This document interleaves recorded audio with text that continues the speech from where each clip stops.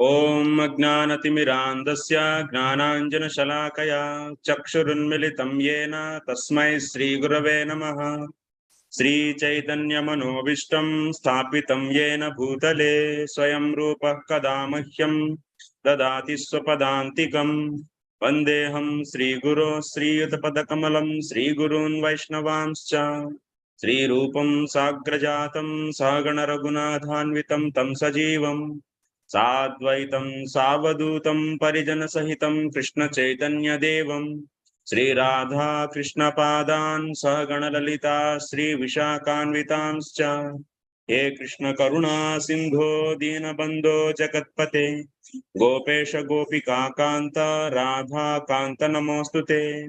तप्त काञ्चन गौरांगी राधे वृन्दावनेश्वरी वृषभानुसुते देवी प्रणमामि हरिप्रिये।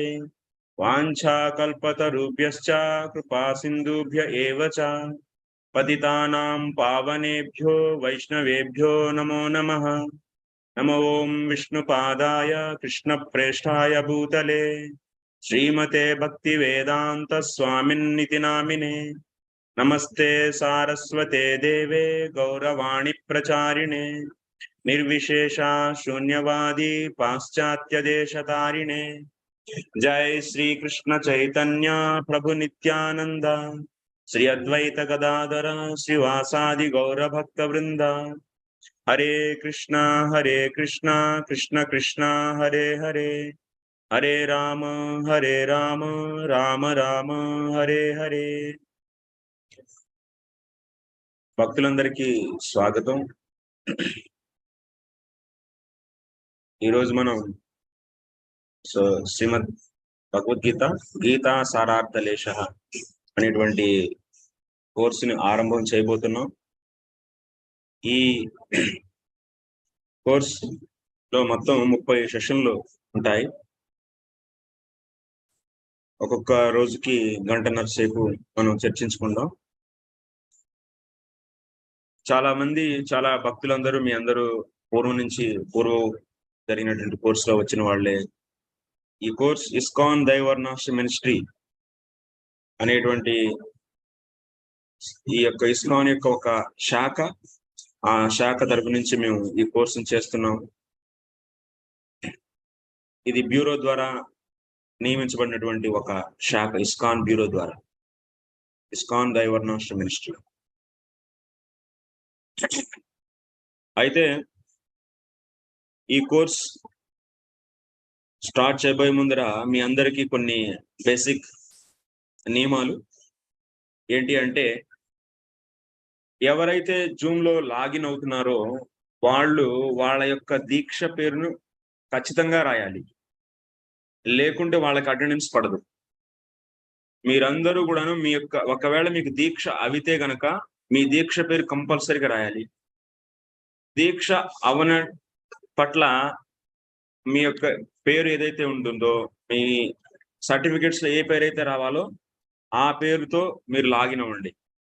సో మరి పేరు మార్చడం ఎలాగా అంటే, మీరు ఒకసారి లాగిన్ అయినప్పుడు పార్టిసిపెంట్స్ అనేటువంటి ఒక ఐకాన్ ఉంటుంది, దాన్ని క్లిక్ చేయండి। అక్కడ మీరు వెళ్ళి మీ పేరుని, ఆ పేరు పైన మీరు రైట్ క్లిక్ చేస్తే అప్పుడు ఆటోమేటిక్గా అక్కడ చేంజ్ ద నేమ్, రీనేమ్ అని చెప్పేసి వస్తుంది। ఆ రీనేమ్ ని నొక్కండి, నొక్కిన తర్వాత మీరు మీ పేరుని ఎంటర్ చేయొచ్చు అనమాట। సో కాబట్టి మీ అందరూ ఎవరైతే పేర్లు, ఇంకా డివైస్ పేర్లు అయితే ఉన్నాయి, ఐఫోన్ జనని అని ఉంది, సో ఇలాంటి పేర్లని మార్చండి। యాక్చువల్లీ మీ పేర్లు మార్చుకొని ప్రాపర్ పేర్లు పెట్టండి, లేకపోతే నెక్స్ట్ టైం, ఇప్పుడు లాస్ట్ టైం ఇచ్చాం అటెండెన్స్, కానీ ఈసారి ఇవ్వము, చాలా కష్టం అవుతుంది మాకు దీనివల్ల। ఇంకోటి, ఏ కోర్సు అయినా సరే మీకు అటెండెన్స్ కనీసం 1 గంట సేపు అటెండ్ అవ్వాలి। మొదటి 1.5 hour లో కనీసం 1 గంట ఎవరైతే అటెండ్ అవుతారో వాళ్ళకే మేము అటెండెన్స్ ఇస్తాము। ఒకవేళ ఆ విధంగా అటెండ్ కాకపోతే మీకు అటెండెన్స్ పడదు। 40 నిమిషాలు, 20 నిమిషాలు, 30 నిమిషాలు అటెండ్ అయిన వాళ్ళకి సో హాజరు పడదు। కాబట్టి ఇది ముఖ్య గమనిక। ప్రతిరోజు క్లాస్ సమయానికి రావాలి మనందరం। సో 20 నిమిషాలు, అరగంట లేటుగా వస్తారు, అది దానివల్ల సరిగా అర్థం అవ్వకపోవచ్చు ముందు చెప్పింది, దానివల్ల మళ్ళీ మీరు ప్రశ్నలు అడుగుతారు దానిపైనే, దానివల్ల మన టైం వేస్ట్ అవుతుంది। కాబట్టి అది మీరు గుర్తుంచుకోవాలి। సో ఈ విషయాన్ని మీరు గమనించండి. ఈ 2 ముఖ్యమైనటువంటి గమనికలు.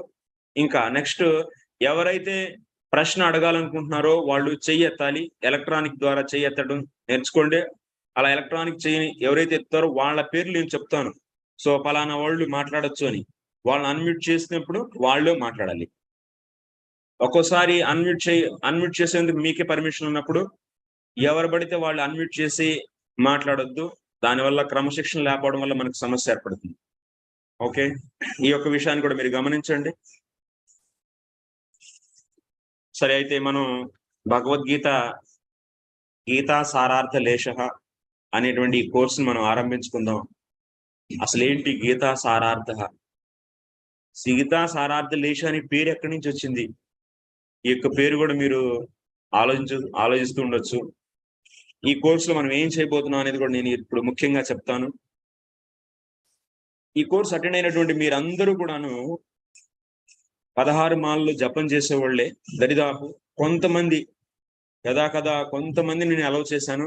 8 మాలలు జపం చేసేవాళ్ళని, 4 మాలలు జపం చేసేవాళ్ళని. వాళ్ళని ఎందుకు వాళ్ళకు కూడా నేను కొన్ని ఇన్‌స్ట్రక్షన్స్ ఇచ్చి నేను అలౌ చేశాను. వాళ్ళు 16 మాలలకు రమ్మని వాళ్ళ చేత నేను వాళ్ళ ద్వారా ఒక కమిట్మెంట్ తీసుకున్న తర్వాతే అలౌ చేశాను. కాబట్టి మీరందరూ కూడా 16 మాలలు జపం చేసేవాళ్ళు. అందరూ కూడా ప్రభుపాదుల వారి యొక్క తాత్పర్యాలు, శ్రీమద్ భగవద్గీత మొదట 6 చాప్టర్స్, 6 అధ్యాయాల యొక్క తాత్పర్యాలు అందరూ చదివిన వాళ్ళే. అలా చదివిన వాళ్ళని మనం అలౌ చేసాం ఈ కోర్సులో. సో ఇది మినిమం అర్హత అని పెట్టాము. ఎందుకు అంటే ఈ కోర్సులో మీరు ముఖ్యంగా నేర్చుకునేటువంటి విషయాలు ఏంటి అంటే, మొదట ప్రతి శ్లోకం నుంచి నెక్స్ట్ శ్లోకానికి ఎటువంటి సంబంధం ఉంది ఇది నేర్చుకోగలుగుతారు. మరియు కర్మ, జ్ఞానం మరియు భక్తి. భగవద్గీతలో ముఖ్యంగా 3 విషయాలను చర్చించారు. సో కృష్ణుడు చెప్పినప్పుడు, ఉపదేశించినప్పుడు అర్జునుడికి ముఖ్యంగా 3 విషయాలు చర్చించబడ్డాయి. నిష్కామ కర్మయోగము, జ్ఞానయోగము మరియు భక్తి యోగం. ఈ యొక్క 3 ప్రముఖమైనటువంటి ఈ యొక్క యోగాల యొక్క తారతమ్యాన్ని మనం చక్కగా నేర్చుకోవాలి. శుద్ధ భక్తి అంటే ఏంటి? ప్రధానీభూత భక్తి అంటే ఏంటి? భక్తిలో ఉండేటువంటి అనేక రకాలైనటువంటి అనేక రకాలను కూడా మనం భక్తి యొక్క అనేక రకాలను కూడా మనం నేర్చుకోబోతున్నాం.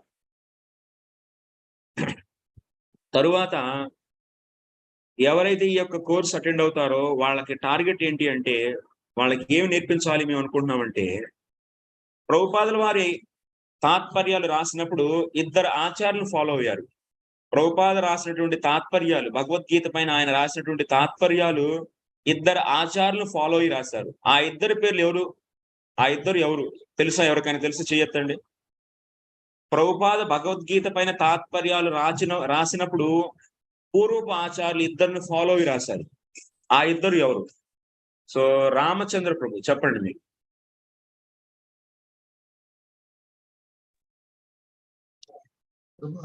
విశ్వనాథ్ చక్ర ఠాకూర్. చెప్పండి ప్రభు. విశ్వనాథ్ చక్ర ఠాకూర్. విశ్వనాథ్ చక్ర ఠాకూర్. ఇంకా బల్దేవ్ భూషణ్. బల్దేవ్ విద్యాభూషణ్. 2 ఆచార్యులు శ్రీల విశ్వనాథ్ చక్ర ఠాకూర్ గారు మరియు బల్దేవ్ విద్యాభూషణ్. ఈ 2 ఆచార్యుల యొక్క భగవద్గీత పైన ఉన్నటువంటి వ్యాఖ్యను అనుసరిస్తూ శ్రీల ప్రభుపాదుల వారు తన యొక్క తాత్పర్యాలు రాశారు. మరి ఆ తాత్పర్యాల్లో ఇంకా తను ఈ సమాజంలో ఇప్పుడు ఉన్న స్థితిలో ఉన్నటువంటి జనాలకి ఏ విధంగా అర్థమవుతుందో ఆ విధంగా రాశారు. కాబట్టి శ్రీల ప్రభుపాదుల వారి యొక్క తాత్పర్యాలను మనం క్షుణ్ణంగా అర్థం చేసుకోవడం కోసం మనం ఏం చేస్తున్నాం? పూర్వపు ఆచార్యుడైనటువంటి శ్రీల విశ్వనాథ్ చక్ర ఠాకూర్ గారి యొక్క వ్యాఖ్య, భగవద్గీత పైన వ్యాఖ్యని మనం చదవబోతున్నాం. ఇప్పుడు మనం మొత్తం 18 అధ్యాయాలు చదవట్లేదు కంటిన్యూస్ గా, కేవలం మొదటి 6 అధ్యాయాలే చదువుతాము. ఆ తర్వాత కొంచెం గ్యాప్ ఇస్తాం మీకు. ఆ గ్యాప్ టైంలో మీరు అంతా ఏం చేయాలి అంటే, మీరు నేర్చుకున్నటువంటి విషయాన్ని మంచిగా జీర్ణించుకొని మళ్ళీ 10 మందికి చెప్పాలి. 10 మందికి చెప్తారు అనేటువంటి ఆశయంతో, దాన్ని ప్రాపర్ గా తయారవుతారు, ప్రిపేర్ అవుతారు అనే ఆశయంతో మీకు మొదటి మాడ్యూల్, సెకండ్ మాడ్యూల్ మధ్య కొంచెం గ్యాప్ ఇస్తాం. కనీసం 1 నెల గ్యాప్ ఉంటుంది. ఆ తర్వాత మళ్ళీ 7వ అధ్యాయం నుంచి స్టార్ట్ చేస్తాం. సో కాబట్టి మనకి ముఖ్య ఉద్దేశం ఏంటంటే, ఆచార్యుడు శ్రీల ప్రభుపాదుల వారు రాసినటువంటి వ్యాఖ్యను క్షుణ్ణంగా అర్థం చేసుకోవడం కోసం మనం ఈ అధ్యయనం చేస్తున్నాం. ఎందుకంటే ఇప్పుడు తాత్పర్యాలు ఏవైతే ఉన్నాయో ప్రభుపాదుల ద్వారా ఇవ్వబడిన తాత్పర్యాల్లో ఎన్నో విషయాలు విశ్వనాథ చక్ర ఠాకూర్ గారి కామెంటరీ నుంచి డైరెక్ట్ గా ఉంటాయి. సో వాటి యొక్క ముందు భాగం వెనక భాగం మనం మొత్తం ఇప్పుడు చూడగలుగుతాం. ఎందుకు అంటే ప్రభుపాదుల వారు మొత్తం విశ్వనాథ చక్ర ఠాకూర్ మరియు బలదేవ్ విద్యాభూషణ్ ద్వారా ఇవ్వబడినటువంటి మొత్తం వ్యాఖ్యని యథాతథంగా పెట్టలేదు. అలా పెడితే భగవద్గీత యొక్క ఇప్పుడున్న భగవద్గీత యొక్క వాల్యూమ్నెస్ సో ఇంకా 3 ఇంతలు అవుతుంది అనమాట. ఇంకా 2 ఇంతలు పెరిగిద్ది, అంత లావ్ అవుతుంది అది. కాబట్టి ఆయన ఆ ఆచార్యుల యొక్క చెప్పినటువంటి విషయాల్లో కొన్ని విశేషమైనటువంటి విషయాలను సంగ్రహించి అంటే తీసుకొని దాని నుంచి సో దానిని తన పర్పుట్ రాయడానికి ఉపయోగించుకున్నారు. సో కాబట్టి మీరందరూ శిల ప్రభుపాదుల వారి పర్పుట్లు చదివారు అని చెప్పి మీరు ఫామ్ లో ఫిల్ చేశారు కాబట్టి మిమ్మల్ని అలౌ చేశాం మేము. సో కాబట్టి మీకు ఇంకా భగవద్గీత పైన ఇంకా విశేషమైనటువంటి అవగాహన తెప్పించడం కోసం మా ప్రయత్నం. భగవద్గీత పైన విశేషమైనటువంటి అవగాహన తెప్పించడమే మా యొక్క ప్రయత్నం, మా యొక్క లక్ష్యం. కాబట్టి మీరు క్లాసుని క్షుణ్ణంగా ఫాలో అవి దాన్ని అర్థం చేసుకొని మళ్ళీ ఒకసారి ప్రభుపాదుల వారి పర్పుట్లు చదవండి. అప్పుడు ఏమవుతుంది అంటే ఆ పర్పుట్లో మీకు కొన్ని విషయాలు చాలా తేలిక భావంతో తీసుకుని ఉంటారు. ఆ తేలిక భావంతో తీసుకోవడం వల్ల ఆ యొక్క ప్రభుపాదుల ద్వారా ఇవ్వబడినటువంటి వాక్యాల యొక్క గూఢార్థము లేకపోతే ఆ యొక్క గంభీరత అనేది మీకు తెలిసి ఉండకపోవచ్చు. ఇప్పుడు ఇది చదివిన తర్వాత ఆహా ఈ వాక్యం వెనకాల ఇంత విషయం ఉందా అనేటువంటి ఒక అవగాహన మీకు కలుగుతుంది. ఇది నేను అనుభవంతో చెబుతున్నాను. ఎందుకంటే ఇంతకు ముందర ఇదే కోర్సు నేను హిందీలో చేశాను. హిందీలో చేసినప్పుడు కనీసం 150 మంది, సో 350 మంది రిజిస్టర్ చేశారు. సో 100కి పైన 120, 130 మంది దాకా రోజు వచ్చేవాళ్ళు అనమాట, ప్రతిరోజు. సో ఆ విధంగా ఆ కోర్సులో అటెండ్ అయినటువంటి విద్యార్థుల యొక్క అనుభవం ఇది, వాళ్ళందరి యొక్క అనుభవం ఇదే. చాలా మాకు కొత్త విషయాలు, మేము ఏ విషయాలనైతే ప్రభుపాదుల వారి యొక్క తాత్పర్యాల నుంచి చాలా తేలిక భావంతో మేము చూసాము, వాటి యొక్క అసలైనటువంటి గంభీరమైనటువంటి అర్థాలను మేము తెలుసుకోగలిగాము అనేటువంటి వాళ్ళకి కనుక అనుభవం కలిగింది. అదే అనుభవం మీకు కూడా కలిగించాలి అనే ఒక చిన్న ప్రయత్నం మాది. సో దానికి గాను మీరందరూ సహకరించాలి. వినేటప్పుడు చాలా ధ్యానంతో, చాలా మెడిటేషన్తో వినాలి. ఇది మినిమం రిక్వైర్మెంట్. ఇంట్లో ఏ పనులు చేస్తున్నా అన్ని పనులు వదిలేసేయండి. ఇంకా మీకు ఇంకేం పనులు లేవు. ఇప్పుడు కనీసం ఈ 6:30 నుంచి 8 వరకు సో మీరు మొత్తం అన్ని పనులు వదులుకొని కేవలం చెప్పేటువంటి విషయాన్ని సంగ్రహించుకోవడం కోసం అవధానంతో కూర్చోండి. దానివల్ల మీకు చాలా సంగ్రహించుకోగలుగుతారు. తెలిసిన భగవద్గీత అయినప్పటికీ చాలా కొత్త విషయాలు వస్తాయి, చాలా కొత్త పాయింట్లు అర్థం వస్తాయి. సో ఫస్ట్ చాప్టర్ లో కొంచెం తక్కువగా ఉంటాయి, కానీ 2వ అధ్యాయం నుంచి స్టార్ట్ అవుతుంది అనమాట. సో కాబట్టి చాలా మీ యొక్క కాన్సన్ట్రేషన్ చాలా ఇంపార్టెంట్ మాకు. లేకుంటే అడిగిన ప్రశ్న మళ్ళీ అడుగుతూ ఉంటారు, దానివల్ల మన టైం వేస్ట్ అవుతుంది. ఓకే సరే, అయితే ఈ యొక్క గీతా సారార్థ లేశ ఎందుకు పెట్టాము అంటే శ్రీల విశ్వనాథ చక్ర ఠాకూర్ గారు రాసినటువంటి భగవద్గీత పైన వ్యాఖ్యని ఏమంటారు అంటే సారార్థ వర్షిణి అని అంటారు. సో శ్రీల విశ్వనాథ చక్ర ఠాకూర్ ఎప్పుడు వచ్చారయ్యా అంటే సో కనీసం ఇప్పటి నుంచి ఒక 300 సంవత్సరాల పూర్వం వచ్చారు ఆయన. 250 అనుకోండి, 250 నుంచి 300 సంవత్సరాల పూర్వం ఆయన వచ్చారన్నమాట. మనం ఇప్పుడున్న సమయానికి 350 సంవత్సరాలు మనం 300 సంవత్సరాలు వెనక్కి వెళ్తే సో ఆయన్ని మనం తెలుసుకోవచ్చు.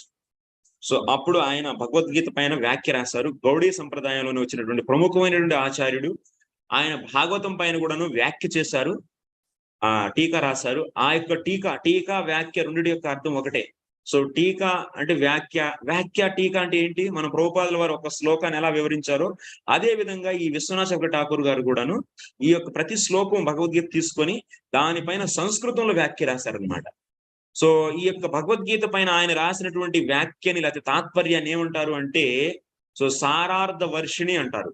అందుకని గీత సారార్థ వర్షిణిలో మనం ఒక చిన్న భాగం అంటే నేను చిరు ప్రయత్నం చేస్తున్నాను కాబట్టి లేశ అని చెప్పాను. గీతా సారార్థ లేశ. సో అంటే మనం ఏం చేయబోతున్నాం? ఈ యొక్క పాఠ్యాంశం ఏంటి అంటే మనకు పాఠ్యాంశం ఏంటి? శ్రీల విశ్వనాథ్ చక్రవర్తి ఠాకూర్ ద్వారా రాయబడినటువంటి ఏదైతే సంస్కృత వ్యాఖ్య ఉందో ఈ యొక్క భగవద్గీత పైన, దాన్ని పూర్తిగా మనం ప్రతి లైన్ తీసుకొని చర్చించుకుందాం. ప్రతి లైన్ చర్చించబడుతుంది ఇక్కడ. ఏ పాయింట్ ఎక్కడ మనం వదిలేయమన్నమాట. సో యాజ్ ఇట్ ఈస్ గా ప్రతి లైన్ ని తీసుకుని మనం చర్చించుకుందాం. మరి మీకు మెటీరియల్ ఏంటయ్యా అంటే, మీకు మెటీరియల్ ఒకటే, మీరందరూ క్లాస్ నోట్స్ రాసుకోండి. సో ఎవరైనా మంచిగా రాస్తే నోట్స్ నేను దాన్ని మీకు షేర్ చేస్తాను. సో క్లాస్ లో మీకు చాలా వరకు అర్థమైపోతుంది. సో అయినప్పటికీ మీకు అర్థం కాకపోతే, సో అర్థం చేసుకున్నటువంటి కొంతమంది స్టూడెంట్స్ హిందీలో కూడా అటెండ్ అయ్యారు ఈ కోర్సెస్. సో వాళ్ళు ఇంకా మంచిగా నోట్స్ తీసుకోగలరని ఒక నమ్మకం ఉంది నాకు. వాళ్ళు షేర్ చేసినటువంటి నోట్స్ ని మీకు కూడా నేను షేర్ చేస్తాను. సో కాబట్టి సో ఈ గీతా సారార్థ లేష అనేటువంటి పేరు ఈ విధంగా పెట్టబడింది. విశ్వనాథ్ చక్రవర్తి ఠాకూర్ గారి కామెంటరీని మనం చదవబోతున్నాం. ఓకే, సో ఇప్పుడు మనం కోర్సు స్టార్ట్ చేద్దాం. 6:53 అయిపోయింది. నేను శ్లోకం చదువుతాను సంస్కృతంలో. ఆ తర్వాత చదివిన శ్లోకం పైన తెలుగు తాత్పర్యం, శ్రీల ప్రభుపాదుల వారి యొక్క తాత్పర్యం కాదు, భావార్థం, శ్రీల ప్రభుపాదుల వారి ద్వారా ఇవ్వబడిన భావార్థాన్ని నేను ఒకసారి తెలుగులో చదువుతాను. తెలుగు గీత ఉందా? పంపించావా నువ్వు? అచ్చా, ఓకే ఓకే. సో ఈ రోజు ఒకరోజు ఫస్ట్ శ్లోకం కాబట్టి మీరు ఎవరైనా, నువ్వు చదువు, ఉన్నావు క్లాస్ లో? ఓకే, సో ఫస్ట్ శ్లోకాన్ని మనం చర్చించుకుందాం. ఓకే, సో ఇలా మనం సాగుదాం. సో నేను ఇప్పుడు చెప్పినటువంటి విషయాలపైన ఏమైనా ప్రశ్న ఉంటే ఒక్క 2 నిమిషాలు కొన్ని ప్రశ్నలు అడగండి, ఒకవేళ ఉంటే కనుక. మురళీ గోవింద్ ప్రభు చెప్పండి. హరే కృష్ణ ప్రభుజీ, దండాత్ ప్రణామాలండి. ప్రభు ప్రభుజీ, ఇప్పుడు ఆయన విశ్వనాథ్ చక్రవర్తి ఠాకూర్ గారును తర్వాత బలదేవ్ విద్యాభూషణ్ వాళ్ళు రాసిన వ్యాఖ్యల్ని చాలా కొద్ది భాగం మాత్రమే ప్రభుపాదులు వారు తీసుకున్నారని మీరు చెప్తున్నారు కదా? కొద్ది అంశాలు, అంతా యాజ్ ఇట్ ఈస్ గా మొత్తం రాయలేదు. ఓకే, అంటే ఈ ప్రభుపాదుల వారి భాష్యాల్లో వారు కొన్ని పురాణాల నుండి కూడా కొన్ని ఇవి ఇచ్చారు కదా ప్రభు, శ్వేతోపనిషత్తు, తర్వాత ఉపనిషత్తులు, వాటి నుండి కూడా పద్మ పురాణం, ఇలా కొన్ని తీసుకున్నారు కదా. ఈవెన్ ఇవి కూడా బేస్ విశ్వనాథ్ చక్రవర్తి ఠాకూర్ గారు, బలదేవ్ విద్యాభూషణ్ గారు వారు కూడా అవి తీసుకున్న తర్వాతే ప్రభుపాదుల వారు అక్కడి నుండి తీసుకున్నారంటారు అవన్నీ? మాక్సిమం మీరు అక్కడి నుంచే చూస్తారు. ఓకే ఓకే, వాళ్ళు కోట్ చేశారు వాళ్ళ వ్యాఖ్యల్లో, అది చూసి ప్రభుపాదుల వారు తన వ్యాఖ్యలు కూడా కోట్ చేస్తారు అనమాట.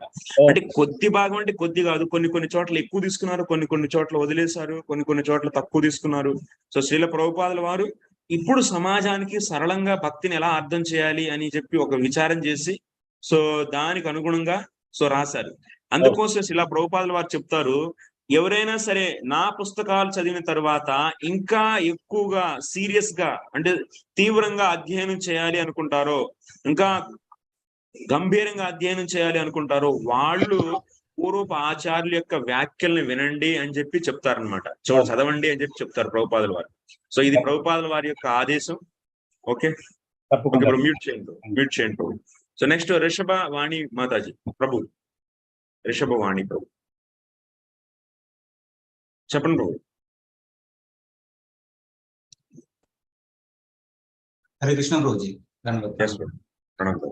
నేను విన్నాను ప్రభుపాదుల వారు రామానుజాచార్య వారి టీకా నుంచి కూడా చాలా సార్లు రిఫర్ చేశారని. అది రామానుజాచార్య నుంచి కొద్ది మాత్రంలో చాలా తక్కువ, ఎక్కువ తీసుకుంది బలదేవ్ విద్యాభూషణ్ నుంచి, నెక్స్ట్ శ్రీల విశ్వనాథ్ చక్రవర్తి ఠాకూర్ నుంచి, ఆ తర్వాత కొంచెం అక్కడక్కడ శ్రీధర్ స్వామి నుంచి, కొంచెం అక్కడక్కడ మనం అంటే పదాల యొక్క అర్థాల కోసం శ్రీధర్ స్వామి నుంచి, కొన్ని చోట్ల మనం రామానుజాచార్యుల నుంచి, ఈ విధంగా అన్ని ఆచార్యుల నుంచి కూడా మనం చూస్తాం. సో ఎస్, రామచంద్ర ప్రభు. రామచంద్ర హరే కృష్ణ. గీతా సారం కూడా కొద్దిగా ఎక్స్ప్లెయిన్ చేస్తాం. సారార్థ వర్షిణి శ్రీల విశ్వనాథ్ చక్రవర్తి ఠాకూర్ గారు తను రాసినటువంటి వ్యాఖ్య పేరు ఏం పెట్టారు? సారార్థ వర్షిణి అని పేరు పెట్టారు. సో ఆ సారార్థ వర్షిణి నుంచి మనం కొంచెం చర్చించుకోబోతున్నాం. కొంచెం అంటే ఆయన ఏ భావంతో రాశారు ఆ భావం మొత్తాన్ని నేను చెప్పలేకపోవచ్చు. అందుకని గీతా సారార్థ లేష అని చెప్పి నేను చెప్పాను. వర్షిణి అంటే మొత్తం, గీతా సారం యొక్క గీత యొక్క సారం యొక్క అర్థం ఆయన మొత్తం వర్షించారు. ఆ యొక్క సారం యొక్క అర్థం నేను కొంచెం లేశం చెప్పగలను అని చెప్పి లేశ అని పెట్టాను. గీతా సారార్థ లేశ. ధన్యవాదాలు. Okay bro. సో అయితే మనం స్టార్ట్ చేద్దాం. నేను స్క్రీన్ షేర్ చేసుకుంటాను. ఆడియో రావట్లేదా? వినిపిస్తుంది కదా అందరికి?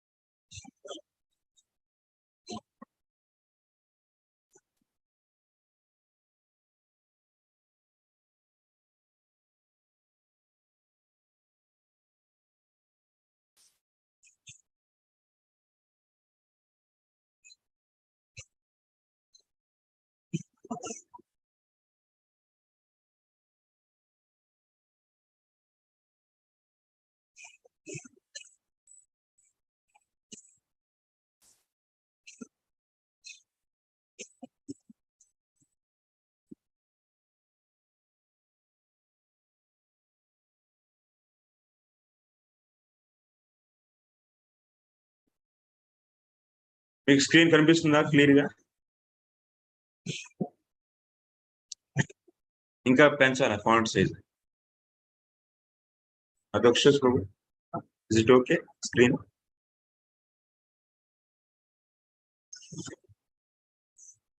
ప్రథమోధ్యాయః. ధృతరాష్ట్ర ఉవాచ ధర్మక్షేత్రే కురుక్షేత్రే సమవేతాయుయుత్సవః మామకాః పాండవాశ్చైవ కిమకుర్వత సంజయ. దీని యొక్క భావార్థాన్ని తెలుగులో శిలా ప్రభుపాదుల వారి యొక్క బుక్ నుంచి ఎవరైనా చదవగలరా? సో ఈశ్వరపురి ప్రభు చదువుతావా? ఓపెన్ చేస్తుందా? నీకు చదవడం రాదా? అచ్చా నువ్వు ఆల్రెడీ గుర్తుపెట్టుకుని ఉంటావు కదా. చెయ్యొత్తండి ఎవరన్నా చదివేవాళ్ళు. సులోచన మాత చదవండి. భావం చిన్న భావమే ప్రభు, భాష్యం మొత్తం. భావం.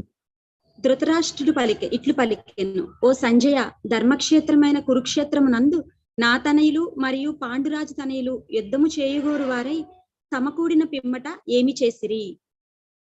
Thank you. అయితే ఇప్పుడు దీనిపైన విశ్వనాథ్ చక్ర ఠాకూర్ గారి కామెంటరీ స్టార్ట్ అవుతుంది. శిల విశ్వనాథ్ చక్రవర్తి ఠాకూర కృత సారార్థ వర్షిణి టీకా. సో ఎప్పుడైనా సరే ఆచార్యులు ఒక కార్యం చేయబోయే ముందర ఒక మంగళాచరణం అనేటువంటి ఒక శ్లోకాన్ని రాస్తారు. ఆ మంగళాచరణం యొక్క శ్లోకం యొక్క ఉద్దేశం ఏంటంటే, చదవబోయేటువంటి మనకి రాయబోయేటువంటి ఆయనకి మంగళం కలగడం కోసం, మంగళం అంటే ఒక ఆస్పిషియస్నెస్, మంగళం కలగడం కోసం ఈ యొక్క మంగళాచరణం అనేటువంటి ఒక శ్లోకాన్ని రాస్తారన్నమాట. కాబట్టి ఆయన మంగళాచరణం యాక్చువల్గా 3 రకాలుగా ఉంటుంది. నమస్కారాత్మకం, వస్తు నిర్దేశాత్మకం, ఆశీర్వాదాత్మకం. మంగళాచరణం 3 రకాలుగా ఉంటుంది అన్నమాట. ఇక్కడ ఏంటి అంటే ఈ మంగళాచరణం, సో శిల విశ్వనాథ్ చక్ర ఠాకూర్ గారు కృపని అడుగుతున్నారు అనమాట. ఎవరిని? తన యొక్క ఇష్టదేవతని. ఆయన యొక్క ఇష్టదేవత ఎవరు? శ్రీ చైతన్య మహాప్రభు. అంటే ఇది ఏ కేటగిరీకి వస్తుంది? నమస్కారాత్మకం. సో నా మంగళాచరణం 3 రకాలు: నమస్కారాత్మకం, వస్తు నిర్దేశాత్మకం, ఆశీర్వాదాత్మకం. నమస్కారాత్మకం అంటే ఏంటి? ఆ మంగళాచరణం ద్వారా ఏం చేస్తారు? తన యొక్క ఇష్టదేవత ఎవరైతే ఉంటారో వాళ్ళకి నమస్కారం చేస్తారు, వాళ్ళ నుంచి ఆశీస్సులను అడుగుతారు. ఈ శ్లోకంలో మనం శ్రీ చైతన్య మహాప్రభు నుంచి విశ్వనాథ్ చక్ర ఠాకూర్ గారు ఆశీర్వాదాలు అడుగుతున్నారు. మరి వస్తు నిర్దేశాత్మకం అంటే ఏంటి? కొన్ని మంగళాచరణాలు వస్తు నిర్దేశాత్మకం అయి ఉంటాయి. అంటే వస్తు నిర్దేశాత్మకం అంటే ఏంటి? ఆ యొక్క మంగళాచరణం ద్వారా ఆ యొక్క గ్రంథంలో ఏదైతే గ్రంథం వాళ్ళు రాయబోతున్నారో ఆ గ్రంథంలో ఏ విషయాన్ని అయితే చర్చించబోతున్నారో ఆ యొక్క విషయాన్ని క్లుప్తంగా ఈ యొక్క మంగళాచరణంలో గనక రాస్తే ఆ మంగళాచరణాన్ని వస్తు నిర్దేశాత్మకం అని చెప్తారు. మరి ఆశీర్వాదాత్మకం అంటే ఏంటి? మూడో రకం మంగళాచరణం. ఆశీర్వాదాత్మక మంగళాచరణంలో ఏం జరుగుతుంది అంటే, ఆ మంగళాచరణంలో తన యొక్క పాఠకులు ఎవరైతే ఉంటారో వాళ్ళకి ఆశీర్వాదాలు ఇస్తారనమాట. ఆశీర్వాదాలు ఇస్తారు. ఓకే. ఒక్కోసారి ఒకే మంగళాచరణంలో 2 రకాలైనటువంటి లక్షణాలు కనిపించవచ్చు. సో తను ఆశీర్వాదం ఇస్తూ వేరే తన యొక్క ఇష్టదేవత నుంచి ఆశీర్వాదాన్ని అడగొచ్చు, అంటే నమస్కారం చేయొచ్చు. ఇలా కూడా ఉండొచ్చు. ఓకే. సో ఈ విధంగా మనం భగవద్గీత కాదు, భాగవతం పైన కూడా మనం మంగళాచరణం రాయటం చూస్తాం. వ్యాసదేవుల వారు జన్మాద్యస్యతో అన్వయాదితరతశ్చాద్వేష విఘ్నస్వరాట్ మొత్తం 3 మంగళాచరణాలు రాశారు ఆయన. ధర్మ ప్రోజ్జిత కైతవోత్ర తో నిగమ కల్పతరోర్ గలితం ఫలం. ఈ 3 శ్లోకాలు శ్రీమద్ భాగవతం యొక్క మంగళాచరణాలు అన్నమాట, మంగళాచరణ శ్లోకాలు. అదే విధంగా గౌరాంశుక ఈ యొక్క విశ్వనాథ చక్రవర్తి ఠాకూర్ గారు రాశారు ఈ మంగళాచరణం. సో మనం చదువుకుందాం, అది చదువుకొని దాని యొక్క అర్థాన్ని చర్చించుకొని మనం ముందుకు సాగుదాం. దానివల్ల మన యొక్క కోర్సు నిర్విఘ్నంగా సాగబోతుంది. ఈ యొక్క మంగళాచరణం వల్ల మనకి మంగళం కలుగుతుంది. కాబట్టి దీన్ని మనం చర్చించుకొని ముందుకు సాగుదాం. గౌరాంశుక సత్కుముద ప్రమోది స్వాభిక్యయాగోస్తమసో నిహంత శ్రీకృష్ణ చైతన్య సుధానిధిర్మే మనోదిదిష్టన్ స్వరతిం కరోతు ప్రాచీన వాచ సువిచార్య సోహం అగ్నోపి గీతామృతలేశ లిప్సు యతే ప్రభోరేవ మతే తదత్ర సంత క్షమత్వం శరణాగతస్య. అయ్యా ఏం చదువుతున్నారు ఈ యొక్క శ్లోకం ద్వారా విశ్వనాథ చక్రవర్తి ఠాకూర్ గారు? మనోదితిష్టన్ స్వరతిం కరోతు. హే మహాప్రభు, హే శ్రీకృష్ణ చైతన్య మహాప్రభు, మీరు నా యొక్క హృదయంలో కూర్చొని స్వరతిం కరోతు, నీ పట్ల నాకు రతిని కలిగించయ్యా అని చెప్పి ప్రార్థిస్తున్నారు ఇక్కడ. అయ్యా, సో ఓ చైతన్య మహాప్రభు, నీవు నా హృదయంలో కూర్చొని మనో అంటే నా హృదయంలో అధిష్ఠించి అంటే కూర్చొని స్వరతిం కరోతు, నీ పట్ల నాకు రతిని కలిగించవయ్యా అని చెప్పి ఆయన వేడుకుంటున్నారు. మరి ఆ చైతన్య మహాప్రభు ఎలాంటి వారు? ఆయన్ని స్తుతిస్తున్నారు ఇక్కడ, ఆయన యొక్క మహిమను చెప్తున్నారు. సుధానిధి. ఏంటి? సుధానిధి. నీవు ఆనందం అనేటువంటి అమృత సాగరం. సుధానిధి. ఆయన ఏంటి? సుధానిధి. ఇంకా సత్కుముద ప్రమోది. సత్కుముద ప్రమోది. సత్కుముద, సత్ అంటే భక్తులు కమలాలు లాంటి వారు. ఆ కమలాలకి ఆనందాన్ని కలిగించేటువంటి వాడివి నీవు. కమలం అనేటువంటిది తెలుసు కదా మీకు, పూలు, కమలాలు. కమలాకాయ కాదు, కమల పువ్వు అంటే తామర పువ్వు. తామర పువ్వేనా అనేది దాన్ని? లోటస్ ఫ్లవర్ కదా, తామర పువ్వే కదా. పద్మం. తామర పువ్వు అంటే మరీ బాగోదు అనుకుంటా యాక్చువల్లీ. ఓకే. సో పద్మం అని కమలం అని కూడా అంటారు. ఆ యొక్క కమలం అనేటువంటి యొక్క పూలకి ఆనందాన్ని ఎవరు కలిగిస్తారు? సూర్యుడు. సూర్యకిరణాలు తాకుతూనే ఆ యొక్క కమలం వికసిస్తుంది అనమాట. సూర్యోదయం అవుతూనే, సూర్యుడు ఉదయించగానే ఆ సూర్య కిరణాలు పడుతూనే ఏమవుతుంది? ఆ కమలం అప్పుడు దాకా ఇలా ముడుచుకొని ఉన్నది ఒక్కసారిగా ఇలా వికసించి నవ్వుతూ ఉన్నట్లుండిద్ది. ఈ యొక్క భక్తులు కూడా కమలాల్ లాంటి వారు. ఆ యొక్క కమలాలకి ఆనందాన్ని కలిగించేటువంటి సూర్యుడు ఎవరు? ఈ యొక్క చైతన్య మహాప్రభు. చైతన్య మహాప్రభు యొక్క శరీరం యొక్క వర్ణం ఏంటి? ఏ రంగులో ఉంటారు? గౌరాంశుకః, గౌరవర్ణం. ఆయన యొక్క వర్ణం, ఆయన యొక్క శరీరం యొక్క తేజస్సు, రంగు ఏ విధంగా ఉంటుంది? గౌరవర్ణం, బంగారపు రంగులో ఉంటారు, బంగారపు వన్నె. ఆయన యొక్క శరీరం నుంచి దివ్య తేజస్సు ఏ విధంగా అయితే సూర్యుడి నుంచి కిరణాలు వెలువడతాయో ఆ విధంగా ఆ యొక్క చైతన్య మహాప్రభు యొక్క శరీరం నుంచి దివ్య తేజస్సు సూర్యకిరణాల్లాగా ఈ యొక్క వెలుగు కిరణాలు ప్రసరిస్తూ ఉంటాయి. ఆ యొక్క కిరణాలు తాకుతూనే తన యొక్క భక్తులు ఆనందాన్ని పొందుతారు. ఏ విధంగా అయితే సూర్యకిరణాల ద్వారా పద్మాలు వికసిస్తాయో, ఆనందాన్ని పొందుతాయో, అదే విధంగా ఈ యొక్క చైతన్య మహాప్రభు యొక్క దృష్టిపాతం వల్ల ఈ యొక్క భక్తులు ఆనందాన్ని పొందుతారు. అలాంటి చైతన్య మహాప్రభు నా హృదయంలో కూర్చొని నాకు ఆయన పట్ల, తన పట్ల రతిని కలిగించుగాక అని చెప్పి ఆయన ప్రార్థిస్తున్నారు. ఇంకా ఏం చెబుతున్నారు? స్వాభిక్యయా గోస్తమసో నిహంత, స్వాభిక్యయా గోస్తమసో నిహంత. గోహ్ మనే భూమి, భూమాత. ఈ చైతన్య మహాప్రభు తన నామం ద్వారా ఏం చేశారు? ఆయన తన యొక్క నామాన్ని విరళంగా పంచారు. చైతన్య మహాప్రభు సాక్షాత్తు శ్రీకృష్ణ భగవానులే తన యొక్క నామాన్ని పంచి ఈ యొక్క ప్రజలందరికీ ఊరు ఊరు వాడవాడా తిరిగారు. ఎందుకు? తన యొక్క నామాన్ని, కృష్ణ నామాన్ని పంచడం కోసం. అలా పంచి ఏం చేశారు? గోస్తమసో నిహంత. ఈ యొక్క పృథ్వీ యొక్క ఈ భూమండలంలో ఏదైతే అంధకారం ఉందో ఆ యొక్క అంధకారాన్ని ఈయన తొలగించేశారు, నష్టం చేశారు.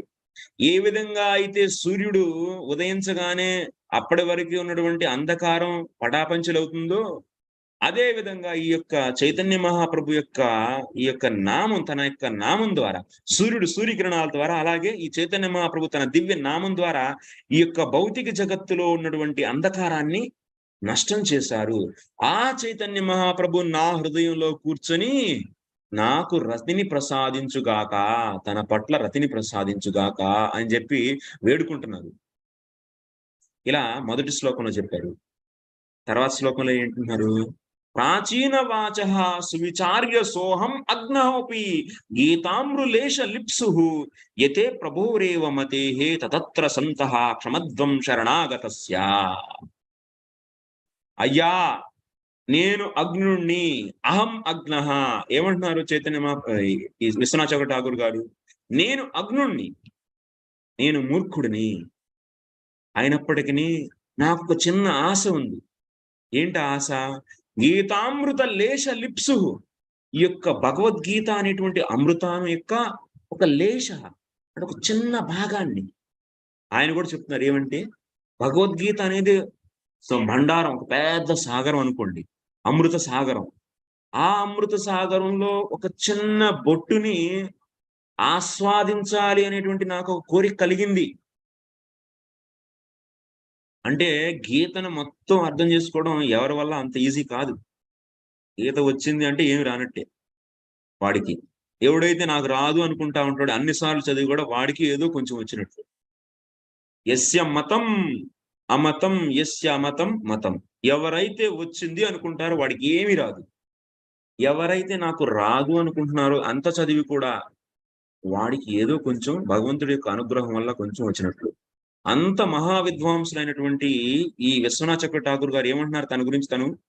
నేను మూర్ఖుణ్ణి, నేను అగ్నుణ్ణి, నాకు ఏమీ తెలియదు, కానీ నాకు చిన్న కోరిక కలిగింది.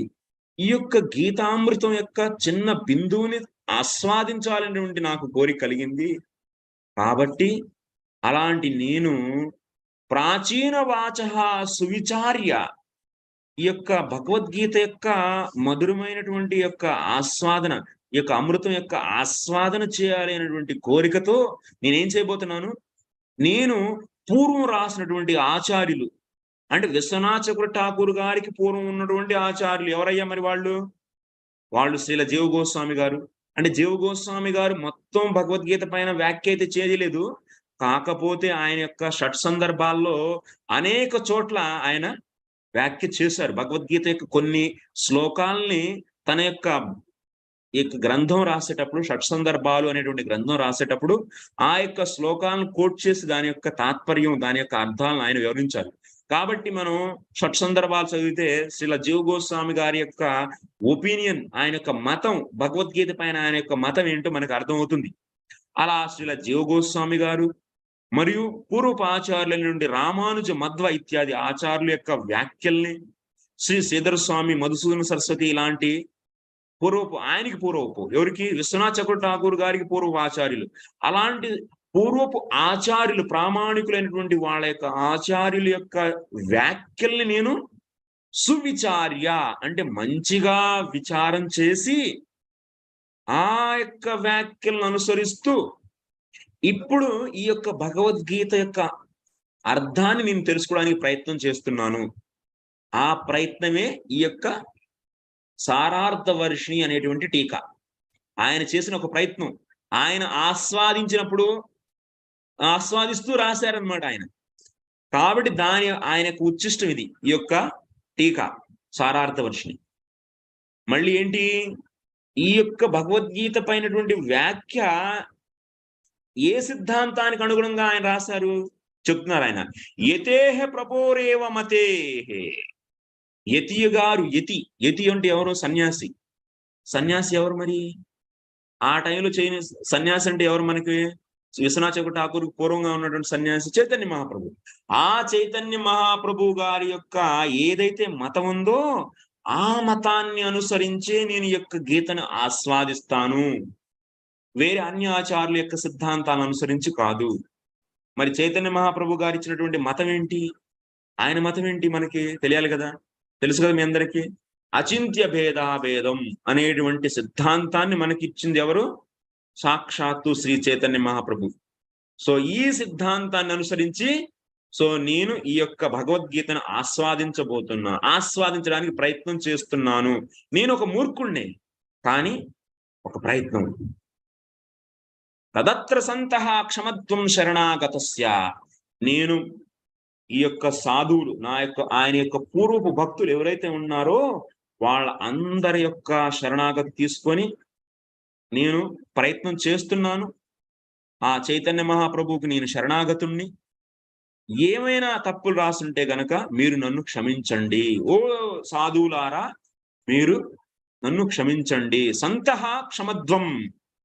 ఓ సాధువులారా, మీరంతా నన్ను క్షమించగలరు అని చెప్పి ఈ విధంగా మంగళాచరణం రాశారు. కాబట్టి మనం కూడాను వినమ్ర భావాన్ని పెట్టుకొని మనం ఏదో తెలుసు అనేటువంటి భావాన్ని వదిలేసి ఏంటి విశ్వనాథ చక్రవర్తి ఠాకూర్ గారు రాసింది విషయం అని తెలుసుకోవడానికి ఒక భావాన్ని మనం పెట్టుకోవాలి. నేను మూర్ఖుణ్ణి చెప్పేవాడిని, నేను మూర్ఖుణ్ణే, నేను ఏదైనా చెప్పగలుగుతున్నాను అంటే మన పూర్వపు ఆచార్యులు శ్రీల విశ్వనాథ చక్రవర్తి ఠాకూర్ గారు మరియు మన యొక్క ఆచార్య శ్రీల ప్రభుపాదుల వారు, గురువులు, వీళ్ళ యొక్క కృప వల్ల ఏదో చెప్పడానికి నేను ప్రయత్నం చేస్తున్నాను. నా సొంత కవిత్వం అయితే కాదు, నా యొక్క బుద్ధికి అంత శక్తి కూడా లేదు. కేవలం నేను ఉన్నది ఉన్నట్లుగా చెప్తాను అంతే. నేను సొంతగా ఏమి యాడ్ చేయలేను, నాకేమి తెలియదు. అదేవిధంగా మీరు కూడా ప్రయత్నం చేయండి దీన్ని అర్థం చేసుకోవడానికి. నాకంతా వచ్చు అనుకుంటే ఏమీ రాదు అనుకుని వింటే ఎంతో కొంత వస్తుంది అనమాట. సరే, ఈ యొక్క మొదటి శ్లోకం పైన ఇప్పుడు వ్యాఖ్య స్టార్ట్ చేయబోతున్నారు. మంగళాచరణం అయిపోయింది, మీ అందరికి కనిపిస్తుంది. ఈ యొక్క పెద్ద పెద్ద అక్షరాల్లో రాసింది మంగళాచరణం. ఓకే, ఆ మంగళాచరణం పూర్తయిన తర్వాత ఇప్పుడు ఇక స్టార్ట్ అవుతుంది వ్యాఖ్య. ఏంటది? ఇహ కలు సకల శాస్త్రాభిమత శ్రీమచ్చరణ సరోజ భజన స్వయం భగవన్ నరాకృతి పరబ్రహ్మ శ్రీ వసుదేవ సూన సాక్షా శ్రీ గోపాలపుర్యాం అవతీర్య అపార పరమ అతర్క్య స్వకృపాశక్త్యైవ ప్రాపంచిక సకల లోక లోచన గోచరీకృత భవాబ్ది నిమజ్జమానాన్ జగజ్జనాన్ ఉద్ధృత్య స్వసౌందర్య మాధుర్య ఆస్వాదనయ స్వీయ ప్రేమ మహాంబుధౌ నిమజ్జయామాస. ఒకే లైన్, ఇదంతా ఒకే లైన్. ఒకే లైన్ ఇంత చెప్పారు. ఇహ కలు సకల శాస్త్రాభిమత శ్రీమత్ చరణ సరోజ భజన. ఎవరి గురించి ఈ వాక్యం చెబుతుంది? ఈ విశ్వనాథ చక్ర ఠాకూర్ రాశారు. ఎవరి గురించి రాశారు ఇది? సాక్షాత్తు పరబ్రహ్మ అయినటువంటి శ్రీకృష్ణ భగవాను గురించి రాశారనమాట. ఏమిటి అంటుంది ఆయన గురించి? అయ్యా, ఆయన యొక్క చరణాలకి భజన, శ్రీకృష్ణ భగవానుల యొక్క చరణ కమలాలకి భజన అనేది అన్ని శాస్త్రాల్లోనూ ప్రతిపాదించబడింది. సకల శాస్త్రాభిమత శ్రీమచ్చరణ సరోజ భజన. సో అన్ని శాస్త్రాల యొక్క సారాంశం ఏంటి? అది ఆయుర్వేదం అవని, జ్యోతిష్యం అవని, అది వేదమైన అవని, అది సో మహాభారతమైన అవని, భాగవతమైన అవని, అన్య సకల పురాణాలైన అవని, అన్నిటి యొక్క సారాంశం ఏంటయ్యా అంటే వాసుదేవ పరావేద. ఆ యొక్క వాసుదేవుడు యొక్క భక్తే అన్ని శాస్త్రాల యొక్క సారం. ఒకరోజు ఏం జరిగిందో తెలుసా? అనగనగా ఒక రోజు అంట. ఆ రోజు ఏం జరిగింది? బ్రహ్మదేవుడికి ఒక డౌట్ వచ్చింది. అబ్బో, నేను ఇన్ని వేదాలు చదువుతున్నానే. అవును కదా, శ్రీకృష్ణ భగవానుల వారు ఆయనకి హృదయంలోనే ప్రకటింపజేశారు. మొత్తం వేద జ్ఞానాన్ని తన యొక్క హృదయంలో విస్తరింపజేశారు. తేనే బ్రహ్మ హృదయాది కవయే. సో భగవంతుడు విస్తరింపజేశాడు. అంటే బ్రహ్మదేవుడికి ఈ బ్రహ్మాండంలో ఉన్నటువంటి ఏదైతే వేదం ఉందో ఆ వేదం మొత్తం తెలుసు ఆయనకి. సరే, ఈ వేదం మొత్తం తెలుసు. మరి వేదంలో అనేక విషయాలు ఉన్నాయి. కర్మకాండ ఉంది, జ్ఞానకాండ ఉంది, ఉపాసన కాండ ఉంది, ఇంక ఏవేవో ఎన్నెన్నో విషయాలు ఉన్నాయి. మరి ఈ యొక్క వేదాల యొక్క సారాంశం ఏంటి అని ఆయనకు ఒక చిన్న ప్రశ్న కలిగింది. ప్రశ్న కలిగి ఒకసారి ఏం చేశారు? మొత్తం వేదాలను వెరిఫై చేశారు. అసలు ఏంటి దీని యొక్క కంక్లూషన్ ఏంటి, దీని యొక్క తాత్పర్యం ఏంటి అని చెప్పేసి ఒక ప్రయత్నం చేశారనమాట దాన్ని తెలుసుకోవడం కోసం.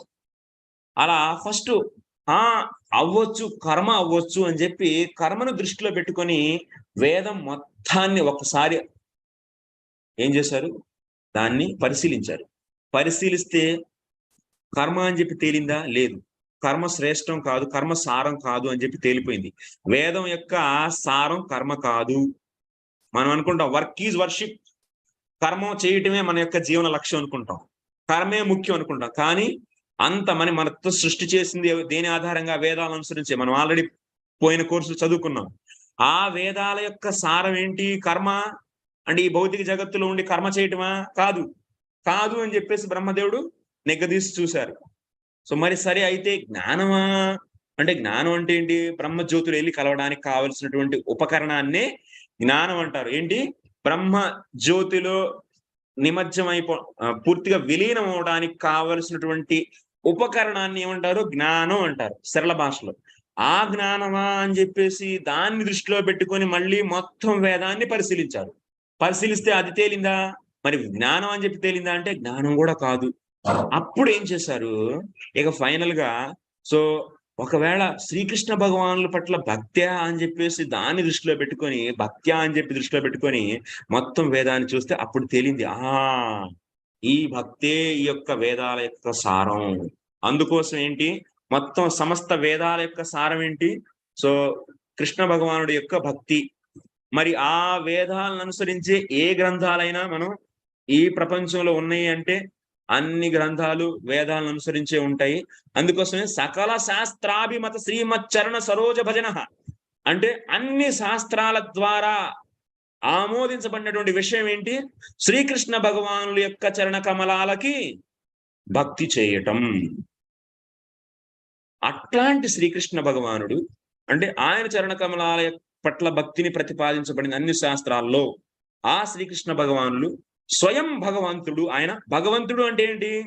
సో ఐశ్వర్యస్య వీర్యశ యశశ్రియో జ్ఞాన వైరాగ్యయోశ్చాపి షణ్ణాం భగైతియంగన అంటే ఐశ్వర్యము, వీర్యము, యశ, సో వైరాగ్యం ఇత్యాది 6 రకాలైనటువంటి సంపదలను సమగ్ర రూపంలో కలిగినటువంటి వారినే భగవంతుడు అని అంటారనమాట.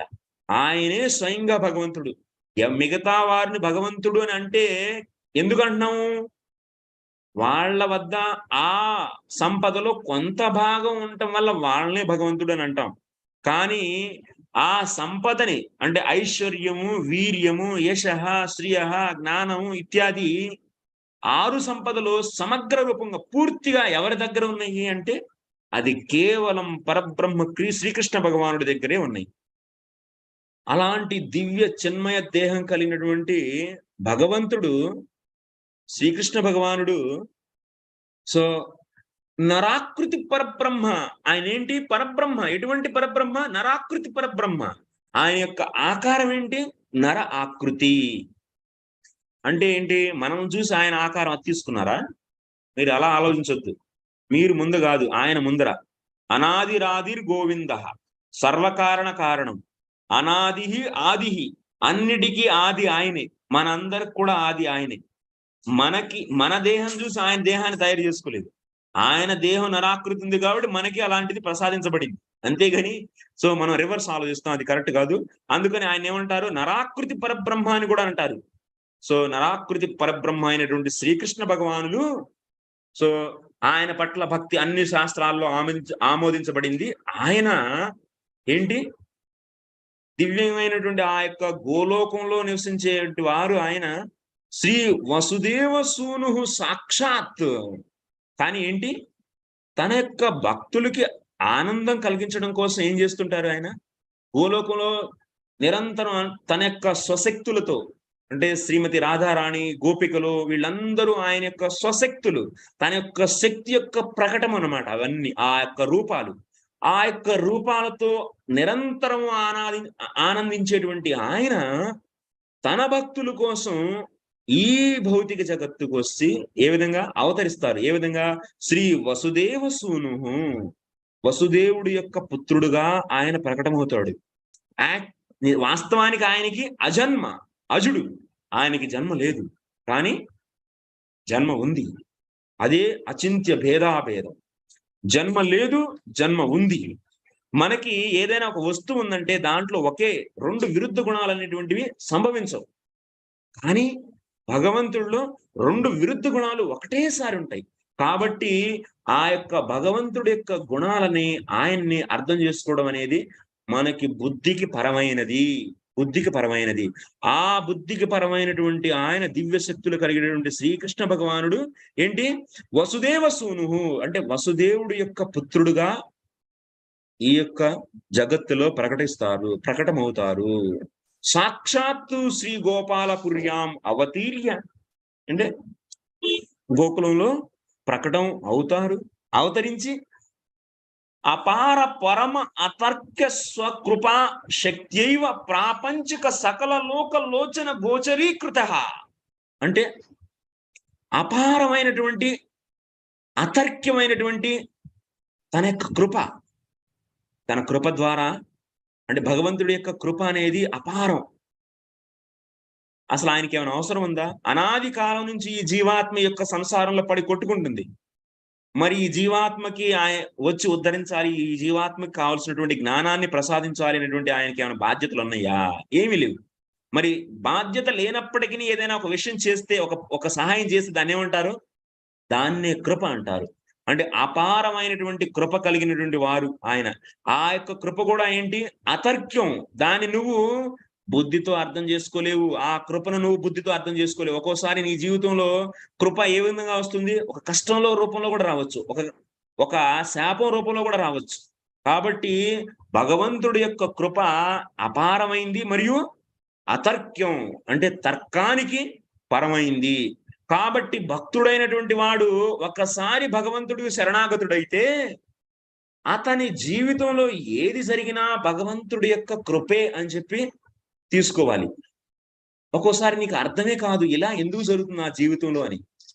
ఎప్పుడైతే నీకు అందుకోసమే ఏదైనా ఏ అర్థమైనా అర్థం కాకపోయినా, ఎవరైతే ప్రతిదీ ఆ యొక్క భగవంతుడి కృపే అని చెప్పి భగవంతుడి పైన శ్రద్ధని విశ్వాసాన్ని ఎవరైతే కోల్పోరో వాళ్లే స్థిరమైన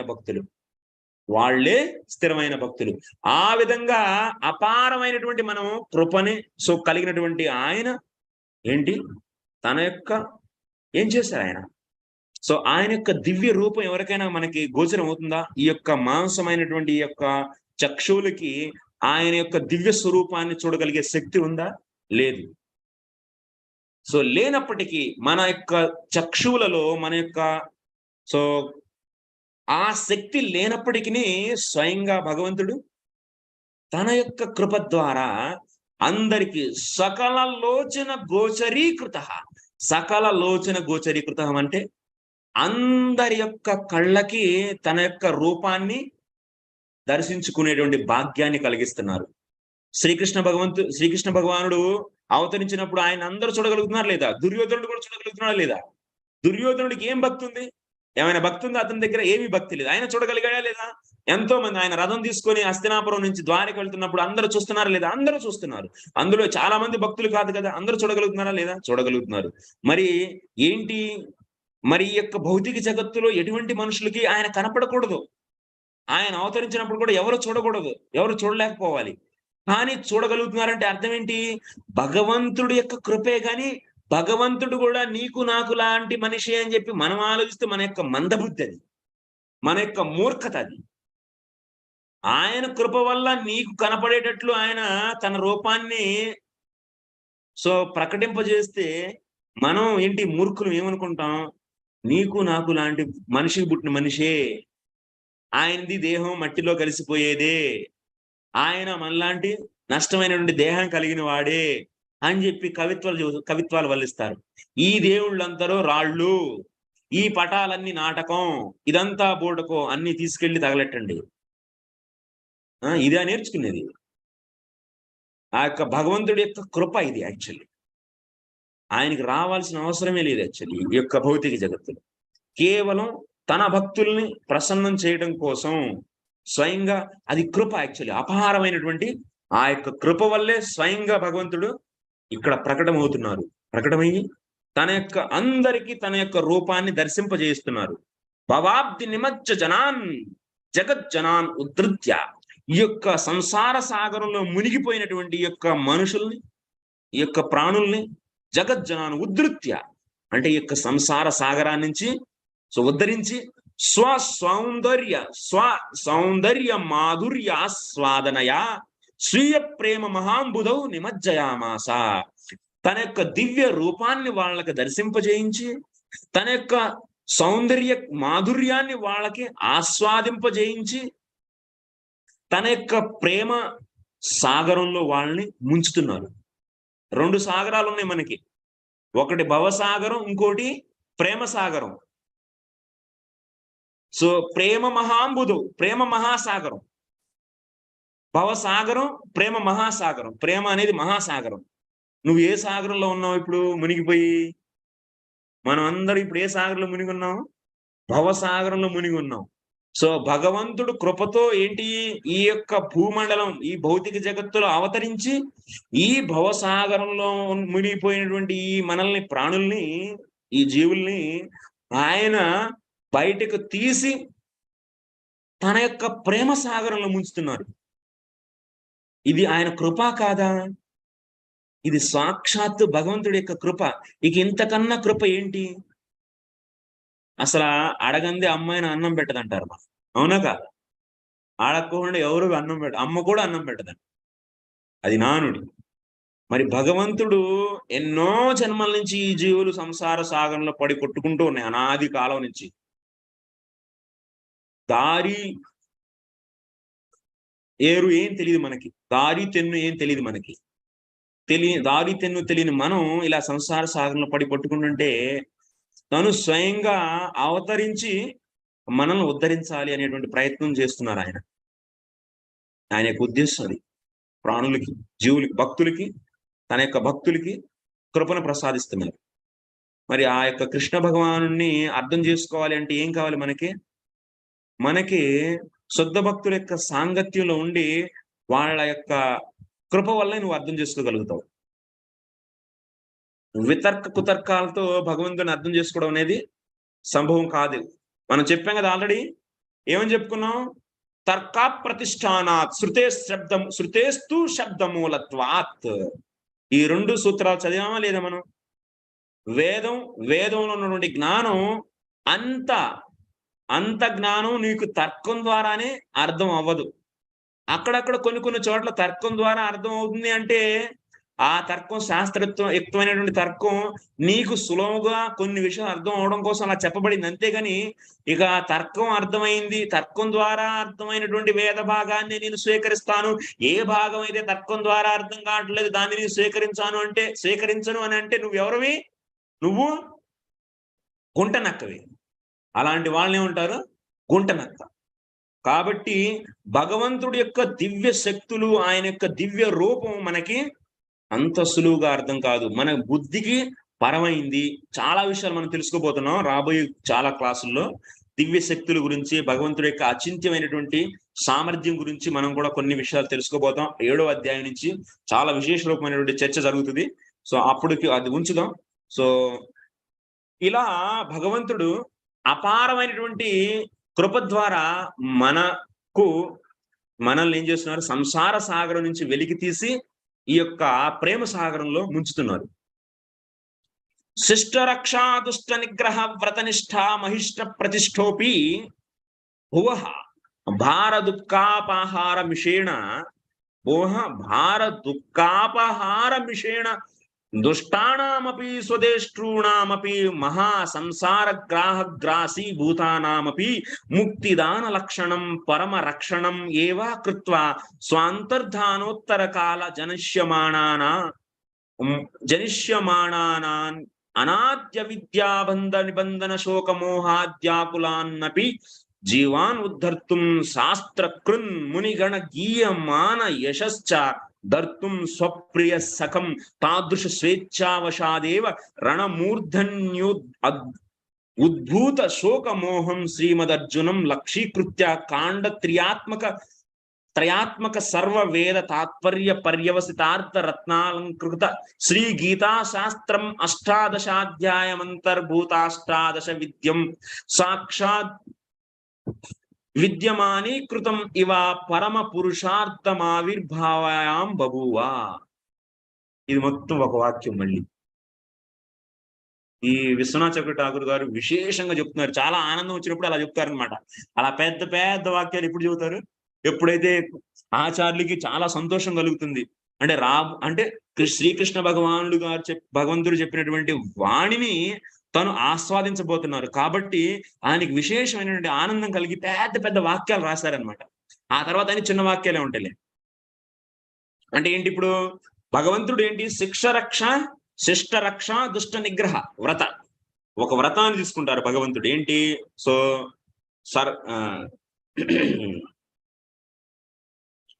శిష్ట రక్ష దుష్ట నిగ్రహం, శిష్టులను రక్షించడం, దుష్టులను నిగ్రహించడం, ఇది భగవంతుడి యొక్క వ్రతం. ఇలాంటి వ్రతాన్ని తీసుకున్నటువంటి భగవంతుడు ఏంటి? యాక్చువల్లీ ఆయన కేవలం దుష్టుల్ని నిగ్రహిస్తాడు అంతేనా? అంటే నష్టం చేస్తాడు అంతేనా? కాదు. ఇక్కడ చూడండి విశ్వనాథ చక్రవర్తి ఠాకూర్ గారు ఏం చెబుతున్నారు. భలే భగవంతుడు దుష్టుల్ని శిక్షిస్తాడు, అయినప్పటికీ ఆయన భూభారాన్ని తగ్గించాలి అనేటువంటి ఒక నెపాన్ని అడ్డు పెట్టుకొని ఏం చేశారు? తనను ద్వేషించేటువంటి వాళ్ళని సంహరించి వాళ్ళకి ఏం ప్రసాదించారు?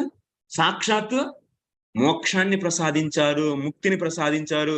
ఈ విధంగా భగవంతుడి యొక్క కృపే దొరికిందా లేదా వాళ్ళకి?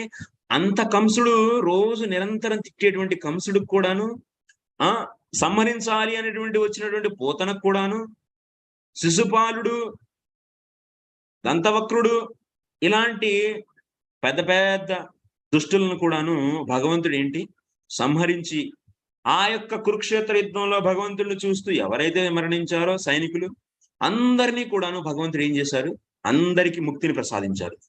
అంటే భూభారాన్ని తగ్గించాలి అనేటువంటి ఒక నెపం ద్వారా దుష్టుల్ని సంహరించేటువంటి వ్రతం తీసుకున్నప్పటికీ వాళ్ళని సంహరించి అంతిమంగా ఏం ప్రసాదించారు? వాళ్ళకి ముక్తినే ప్రసాదించి తన యొక్క కరుణను మళ్ళీ ఇంకోసారి చాటుకున్నారు. పరమ రక్షణమేవ కృత్వా, ఈ విధంగా దుష్టుల్ని కూడా ఆయన కూడా ఉపకారమే చేశారు అని చెప్పి మనం తెలుసుకున్నాం.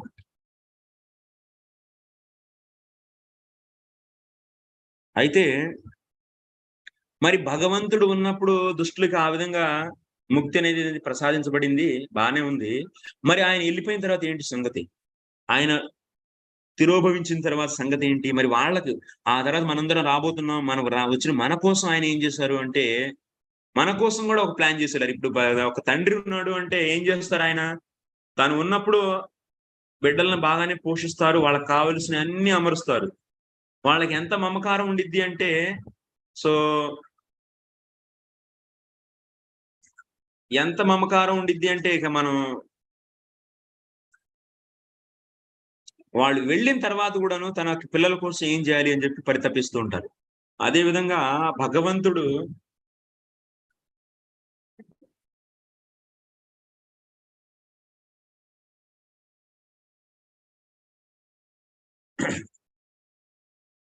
ఏంటి,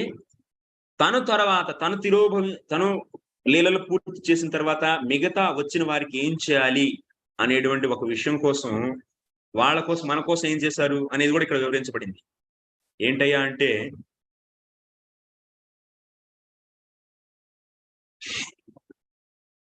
స్వాంతర్ధానోత్తర కాల జనిష్యమానానం అని తన యొక్క అంతర్ధానం తర్వాత పుట్టినటువంటి వాళ్ళకి జీవులకి ఏం చేశారు? అనాద్య విద్యా బంధ నిబంధన శోక మోహాద్యాకులాన్.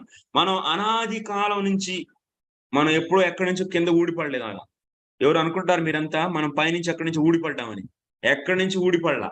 అనాది అవిద్యా బంధ నిబంధన శోకమోహాద్యాకులాన్. అనాది కాలం నుంచి అవిద్య ద్వారా మనం బంధితులు అయ్యాం ఈ యొక్క సంసారంలో. అనాది అంటే ఇక నువ్వు అక్కడ ప్రశ్న లేడానికి ఇంకా మీకు తావే లేదు. ఇక అనాది అంటే ఇక ఆ రోజు ఏం జరిగింది, ఏ రోజు లేదు, బిగినింగ్ లేదు. ఇంకా ఇక నువ్వు బిగినింగ్ ఏంటి, ఎలాగ ఇక్కడ బిగినింగ్ ఏ రోజున, మరి ఈ జీవులు ఈ ప్రపంచంలో ఎందుకు పెట్టారు, ఈ భౌతిక ప్రపంచంలో ఎందుకు పెట్టబడింది, కొన్ని జీవులను ఆధ్యాత్మిక జగత్తులు ఎందుకు పెట్టారు, పెట్టడం అంటే నువ్వు అనాదిని ఆది చేసేస్తున్నావు. కాబట్టి ఇక అనాది అనేటువంటి శబ్దానికి అర్థం ఏంటి? ఇక అనాది శబ్దం అంటే నువ్వు క్వశ్చన్ లేడానికి ఇంకా అక్కడ ఏమి లేదు. ఇక అనాది కాలం నుంచి ఈ యొక్క జీవులు సో అవిద్య వల్ల ఈ యొక్క సంసారంలో పడి శోకమోహాలతో వ్యాకులాన్ని పొందుతున్నాయి, బాధల్ని కష్టాలని పొందుతున్నాయి. అలాంటి జీవుల్ని ఉద్ధారం చేయడం కోసం,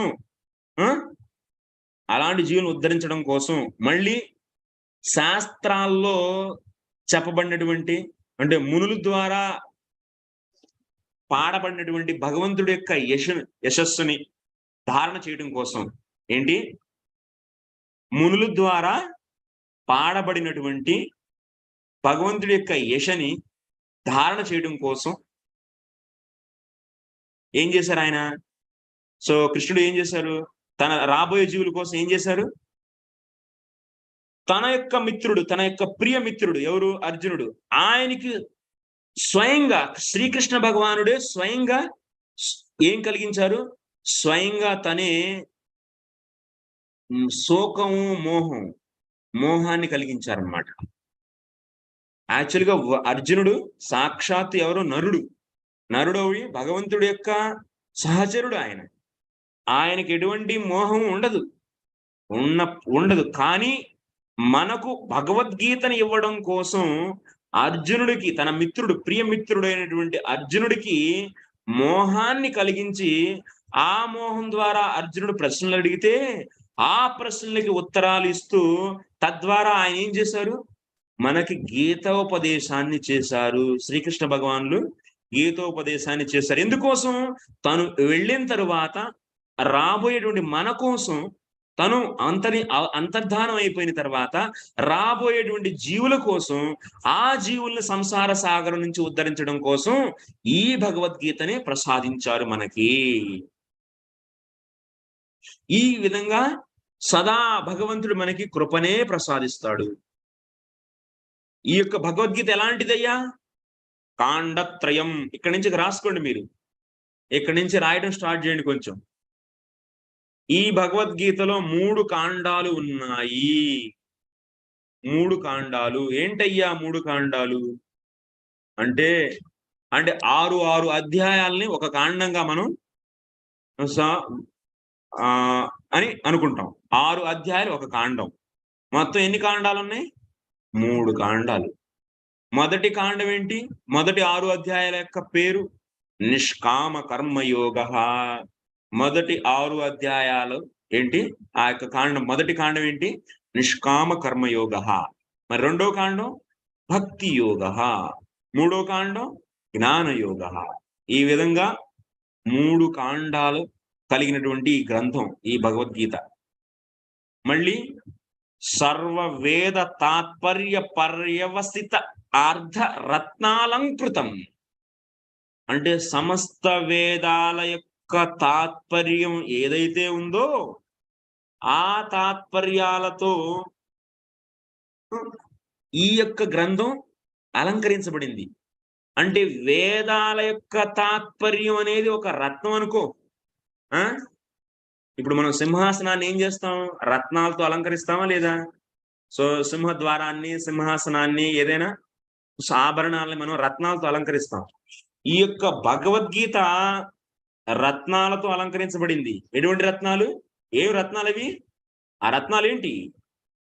సమస్త వేద తాత్పర్య పర్యవసితార్థ, అంటే వేద తాత్పర్యం, వేదాల యొక్క సారం ఏదైతే ఉందో, వేదాల యొక్క సారం, ఆ సారంతో, సో వేద తాత్పర్య పర్యవసితార్థ, అంటే వేదాల యొక్క తాత్పర్యాలు ఏవైతే ఉన్నాయో, సారం ఏదైతే ఉందో ఆ యొక్క తాత్పర్యం లేదా సారంతో, సారం అనేటువంటి రత్నాలతో అలంకరించబడింది ఈ గ్రంథం. అంటే సమస్త వేదార్థాల యొక్క సారం, సమస్త వేదాల యొక్క సారమే, సమస్త వేదాల యొక్క సారమే భగవద్గీత. మరి ఈ శ్రీ గీతా శాస్త్రం 18 అధ్యాయం అంతర్భూతాష్టాదశ విద్యం, మరి 18 అధ్యాయాలు కలిగినటువంటి గ్రంథం ఇది. ఈ 18 అధ్యాయాలు కలిగినటువంటి ఈ గ్రంథంలో ఏం విషయాలు ఉన్నాయి? 18 రకాల విద్యలు ఉన్నాయి ఇక్కడ. ఈ యొక్క గ్రంథంలో 18 రకాల విద్యలు కూడా ఇక్కడ నిక్షిప్తమై ఉన్నాయి. ఏంటయ్యా 18 రకాల విద్యలు? మనకు డౌట్ రావచ్చు. ఆ 18 రకాల విద్యలు నేను ఇక్కడ రాశాను, మీరు చదవండి. ఏంటయ్యా 18 విద్యలు? ఋగ్వేద, యజుర్వేద, సామవేద, అథర్వవేద, శిక్ష, వ్యాకరణ, ఛంద, నిరుక్త, జ్యోతిష్య, కల్ప, పురాణ, మీమాంస, న్యాయ, ధర్మశాస్త్ర, ఆయుర్వేద, ధనుర్వేద, గంధర్వవేదం, అర్థశాస్త్రం. ఈ 18 విద్యలు. ఈ 18 విద్యలకు యొక్క సమాహారం భగవద్గీత. ఋగ్వేదం, యజుర్వేదం, సామవేదం, అథర్వవేదం 4 వేదాలు, తర్వాత 6 వేదాంగాలు, శిక్ష, వ్యాకరణం, ఛంద, నిరుక్తి, జ్యోతిష్యం, కల్ప, మొత్తం 6 వేదాంగాలు. 6, 4, 10. తర్వాత పురాణాలు 11. తర్వాత మీమాంస. మీమాంస అనేది ఏంటిది? మీమాంస ఏంటిది? అది మీమాంస అనేది ఒక విచార శాస్త్రం. సో కర్మ మీమాంస. మీమాంస శాస్త్రం అంటే సూక్ష్మంగా ఏదైనా ఒక విషయం యొక్క తత్వాన్ని తెలుసుకోవడానికి ఉపయోగించేటువంటి శాస్త్రం మీమాంస. న్యాయ, ధర్మశాస్త్రం మరియు ఆయుర్వేదం, ధనుర్వేదం, గంధర్వ వేదం, అర్థశాస్త్రం అని చెప్పి ఈ 4 ఉపవేదాలు, ఆయుర్వేదం, ధనుర్వేదం, గంధర్వ వేదం, అథర్వవేదం 4 ఉపవేదాలు, మరియు ధర్మశాస్త్రాలు, న్యాయం మరియు మీమాంస. ఇలా ఈ 18 రకాలైనటువంటి విద్యలు కలిగినటువంటి గ్రంథం ఇది. 18 విద్యా.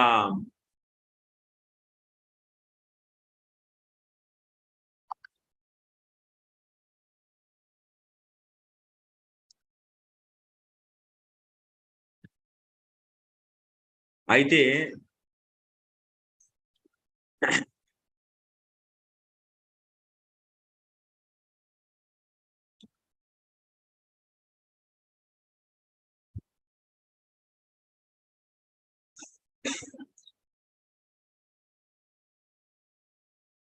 ఈ యొక్క గ్రంథంలో పరమ పురుషార్థం, సో సాక్షాత్ విద్యమానీకృతం ఇవ పరమ పురుషార్థ ఆవిర్భావయాం బభూవ.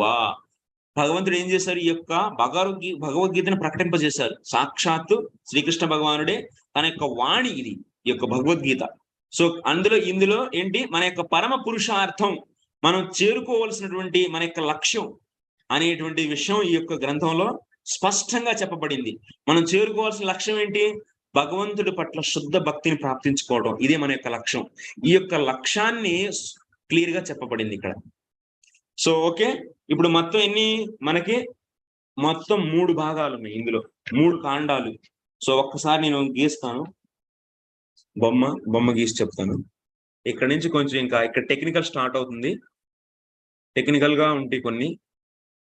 ఇప్పుడు వరకు కథలాగా వినుంటారు మీరు.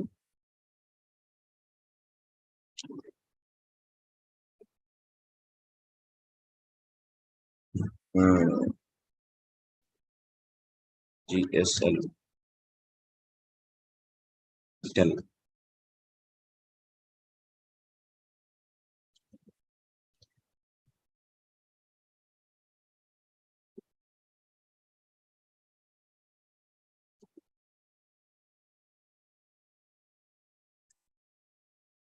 మొత్తం 18 అధ్యాయాలు, 3 భాగాలు చేసేద్దాం. ఓకే, ఇది నిష్కామ కర్మయోగం.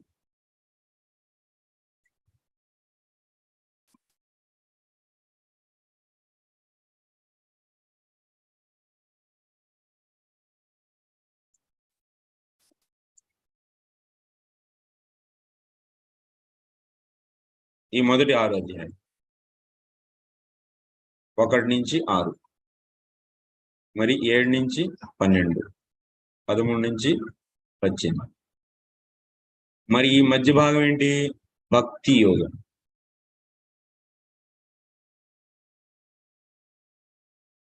మరి లాస్ట్ ఏంటి?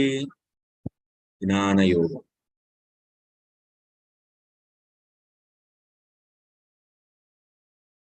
ఓకే, అంటే మధ్యలో ఉన్నటువంటి 6 అధ్యాయాలు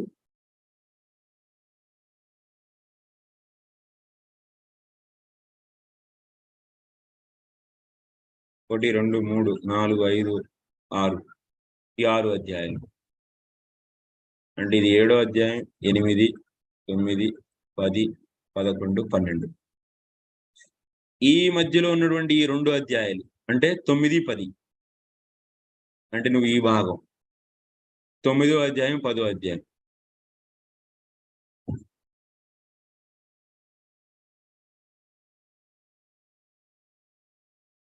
ఇది ఈ 9వ అధ్యాయం, 10వ అధ్యాయం మరీ సారం అన్నమాట.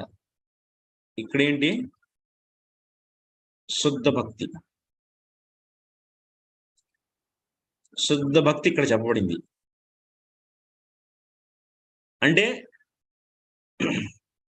భగవద్గీత మొదటి 6 అధ్యాయాలు నిష్కామ కర్మయోగం, చివరి 6 అధ్యాయాలు జ్ఞానయోగం, మధ్యలో భక్తి యోగాన్ని పెట్టారు. శాండ్విచ్ లాగా అనమాట.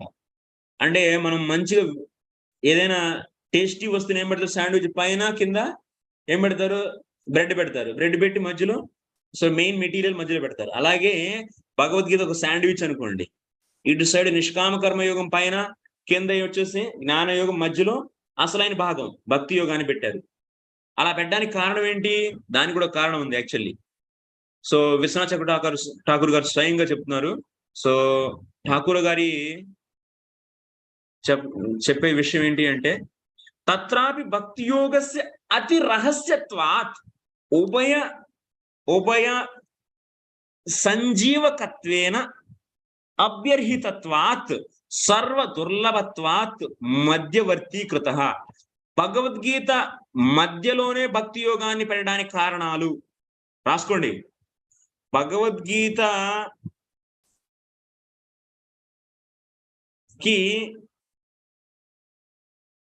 సో మధ్య 6 అధ్యాయాలు భక్తి యోగాన్ని మధ్య 6 అధ్యాయాల్లోనే ఎందుకు పెట్టారు? కారణాలు. దేని కారణాలు? భక్తి యోగాన్ని మధ్య 6 అధ్యాయాల్లో పెట్టడానికి కారణాలు, భక్తి యోగం మధ్యలో ఉంచడానికి కారణాలు.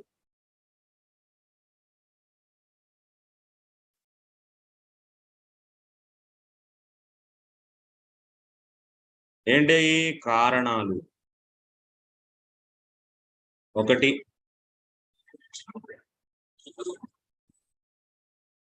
అతి రహస్యత్వాత్, అంటే అది పరమ రహస్యమైనటువంటి వస్తువు.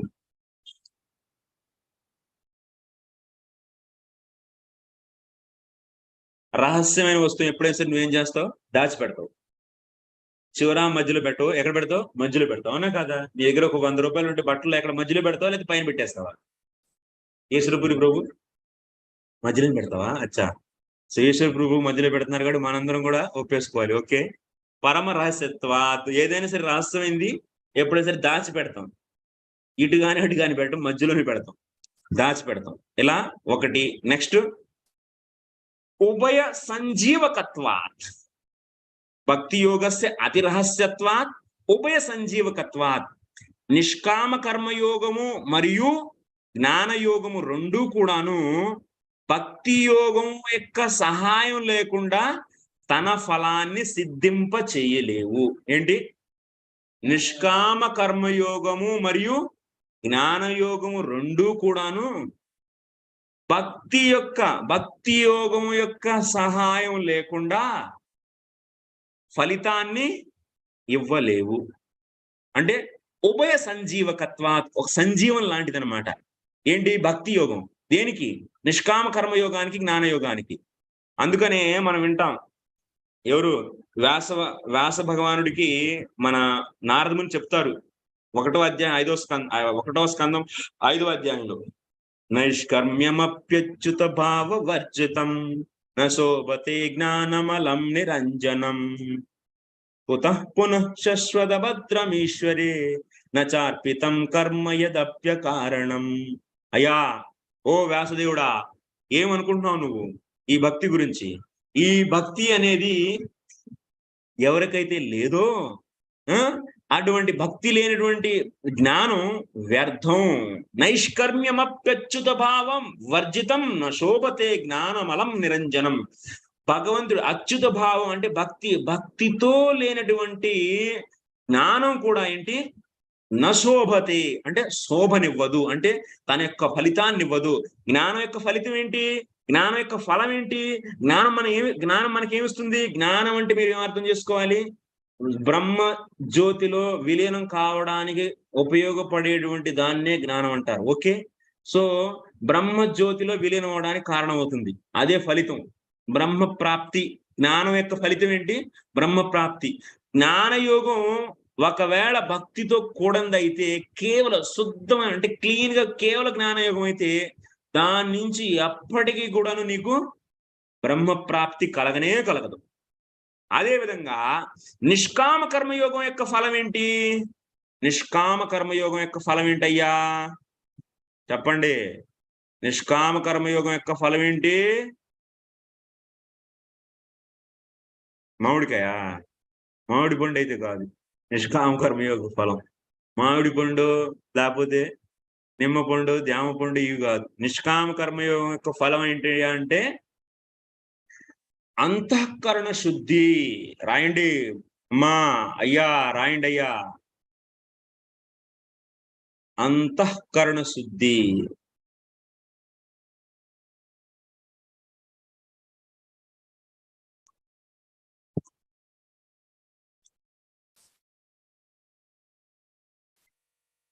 తెలుగు రాయడం మర్చిపోయి ఉంటారు అందరూ. సో జ్ఞానయోగం యొక్క ఫలం బ్రహ్మ ప్రాప్తి.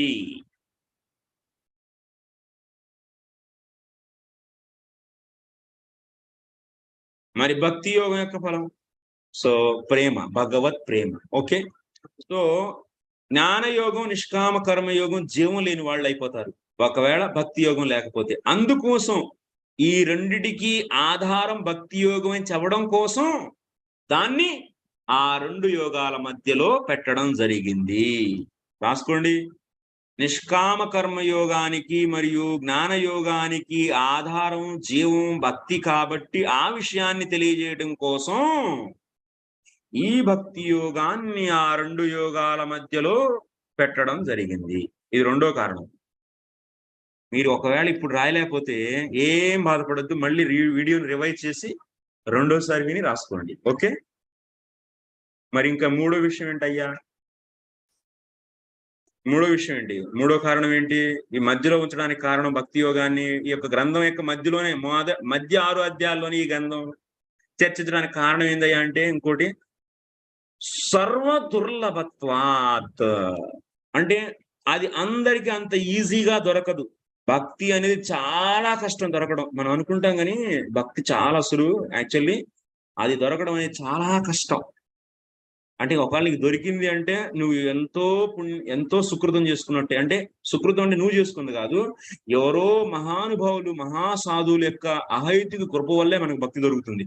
అలాంటి సాధువులు ఉండడమే తక్కువ, సో వాళ్ళ కృప దొరకడం ఇంకా తక్కువ. కాబట్టి అతి దుర్లభమైంది భక్తి అని చెప్పడం కోసం ఈ యొక్క భక్తిని మధ్యలో పెట్టడం జరిగింది. అతి దుర్లభం, సర్వ దుర్లభత్వాత్. అర్థమైందా? ఇప్పుడు ఇంక మనం ముందరకు సాగుదాం. కర్మ జ్ఞానయోహో భక్తి రాహిత్యేన వైయర్ధ్యాత్యేద్వే భక్తి మిశ్రే ఏవ సమ్మతీకృతే భక్తి స్తూతిదా. అయ్యా, ఈ కర్మము జ్ఞానం ఈ రెండు కూడాను భక్తి యొక్క సహాయం లేకుండా, నిష్కామ కర్మయోగాన్ని తీసుకున్నా కూడాను, నిష్కామ కర్మయోగం అంటే నీక అంటే నిష్కామ కర్మయోగం. నిష్కామ కర్మయోగానికి ఎంతో కొంత మేళవింపు కావాలి. ఏంటి? కొద్దిపాటైనా సరే భక్తి. కొద్దిపాటి భక్తి లేకుండా నిష్కామ కర్మయోగం ఎప్పటికను తను ఏమివ్వదు, ఫలాన్ని ఇవ్వదు. ఏంటి ఫలం? నిష్కామ కర్మ యొక్క ఫలం ఏంటి? అంతఃకరణ శుద్ధి. అంతఃకరణ శుద్ధి అంటే ఏంటో మనం చెప్తాం తర్వాత. చాలా విచారం దీనిపైన. ఇప్పుడేంది ఇది స్టార్టింగ్ రాసుకొని ఈ యొక్క పదం గుర్తుపెట్టుకోండి. ఒక్కొక్క పదం ఇంపార్టెంట్. తర్వాత ఆ యొక్క పదాలు, అసలు అంతఃకరణ శుద్ధి అంటే ఏంటి, అంతఃకరణం అంటే ఏంటి, దాని ద్వారా నిష్కామ కర్మయోగం ద్వారా ఎలా శుద్ధి చెందుతుంది, అసలు ఏంటి అని కృష్ణుడే స్వయంగా వివరిస్తాడు. అప్పుడు చూద్దాం.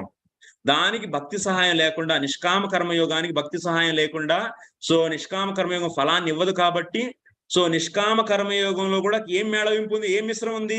భక్తి యోగం యొక్క మిశ్రణ అనేది ఉంది. అదే విధంగా జ్ఞానయోగం కూడా సో స్వతంత్రంగా బ్రహ్మ ప్రాప్తిని కలిగించలేదు. దాంట్లో కూడా ఏం మిశ్రం ఉంది? సో భక్తి యోగం అనేది మిశ్రం ఉంది. సో ఈ విధంగా సో మిశ్రితమైనటువంటి భక్తి అనేది ఉంటుంది నిష్కామ కర్మయోగము జ్ఞానయోగంతో కూడాను. అయితే అసలు భక్తి ఎన్ని రకాలు అనేది మనం చర్చించుకోవాలి. భక్తి ముఖ్యంగా భక్తి స్తూతిదా. భక్తి 3 రకాలు, యాక్చువల్లీ 2 రకాలు. ముఖ్యంగా భక్తి 2 రకాలు. భక్తి 2 రకాలు ఏంటది? ప్రధానీభూత భక్తి, కేవల భక్తి. ఇది మధ్యలో ఉంది కదా, మధ్యలో భక్తి యోగం అంటున్నాం కదా. ఇది ఎన్ని రకాలు? ఈ భక్తి యోగం ఇది 2 రకాలు. నిష్కామ కర్మయోగం గురించి చెప్పాను, జ్ఞానయోగం గురించి చెప్పాను. వాటన్నిటితో కొంచెం భక్తి అనేది అంటే సహకారం కావాలి. సో కొంచెం భక్తి ఉన్నప్పటికీ దీన్ని నువ్వేమంటావు? నిష్కామ కర్మయోగమే అంటారు. ఎందుకు? ఇప్పుడు 100 మంది ఉన్నారు, 100 మంది గొడుగు వేసుకుని వెళ్తున్నారు, ఒక్కడు గొడుగు లేకుండా వెళ్తున్నాడు. వాళ్ళందరినీ చూసి నువ్వేమంటావు? గొడుగున్న వాళ్ళని అంటావా, గొడుగున్న గుంపు అంటావా లేదా? అవునా కదా? అదే విధంగా ఇప్పుడు 99% నిష్కామ కర్మయోగం, అందులో 1% భక్తి ఉంటే దాన్ని నిష్కామ కర్మయోగం అంటావా, భక్తి అంటావా? నిష్కామ కర్మయోగం అని అంటామయ్యా. అదే విధంగా 99% ఆయన చేసే యాక్టివిటీస్ అన్ని భక్తి, 1% జ్ఞానం, 1% భక్తి చేస్తే అతన్ని జ్ఞాని అంటారా, భక్తుడు అంటారా? జ్ఞాని అనే అంటారు. సో కాబట్టి నెక్స్ట్ మరి భక్తి యోగం ఎన్ని రకాలు? ఈ భక్తి యోగం 2 రకాలు. ప్రధానీభూత భక్తి, నెక్స్ట్ కేవల భక్తి. అయ్యా, ప్రధానీభూత భక్తి అంటే ఏంటి, కేవల భక్తి అంటే ఏంటి, అసలు ఏ చాప్టర్ లో ఏం చర్చించారు ఏంటి అనేది మాకు ఇంకా క్లియర్ గా అర్థం కాలేదు. సో కొంచెం వివరంగా చెప్తారా అంటే రేపు చెప్దామండి. అయిపోయింది ఈరోజు 8 o'clock. ఎందుకంటే మనకి ఆత్రంగా ఉండిద్ది. అమ్మో క్లాస్ ఇంకా 8 కన్నా 1 నిమిషం వెళ్తే ఇంకా 8 అయిపోతుంది అనుకుంటాం మనం. అంటే ఇంకా ఎక్కడ లేనటువంటి ఒక రకమైన సఫకేషన్ అన్నమాట. ఓకే, ఏం పర్లేదు, మనకి 30 రోజులు ఉంది కంటిన్యూస్ గా. అంటే శనివారం ఆదివారం క్లాసులు ఉండవు, కంటిన్యూస్ గా మనం డిస్కస్ చేసుకుందాం. ఓకే, ఏమైనా ప్రశ్నలు ఉంటే చేతులు ఎత్తండి.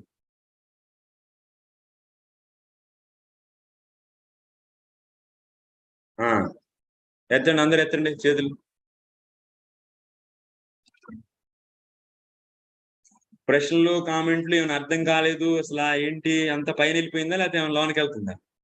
పైనుంచి సైడ్ నుంచి వెళ్ళిపోతుంటే చెప్పండి. దానికి ఏమైనా మార్పులు చేర్పులు చేయాలంటే చేద్దాం ఇప్పుడే. కుసుమ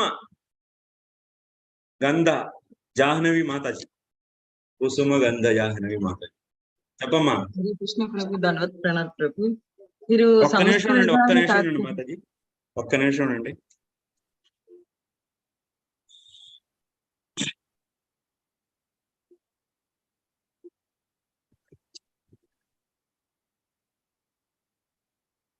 మాతాజీ. హరే కృష్ణ ప్రభు. సమస్త వేదాల తాత్పర్యము రత్నమాలతో పోల్చారు కదా ప్రభు. ఇందులో 18 విద్యలు ఉన్నాయన్నారు. అది నేను నోట్ చేసుకోలేకపోయాను ప్రభు. అది ఒక్కసారి మళ్ళీ ఏమన్నా డిస్కస్ పంపించేస్తాను, మీ అందరికి పంపించేస్తాను, ఆ ఫైలే పంపించేస్తాను.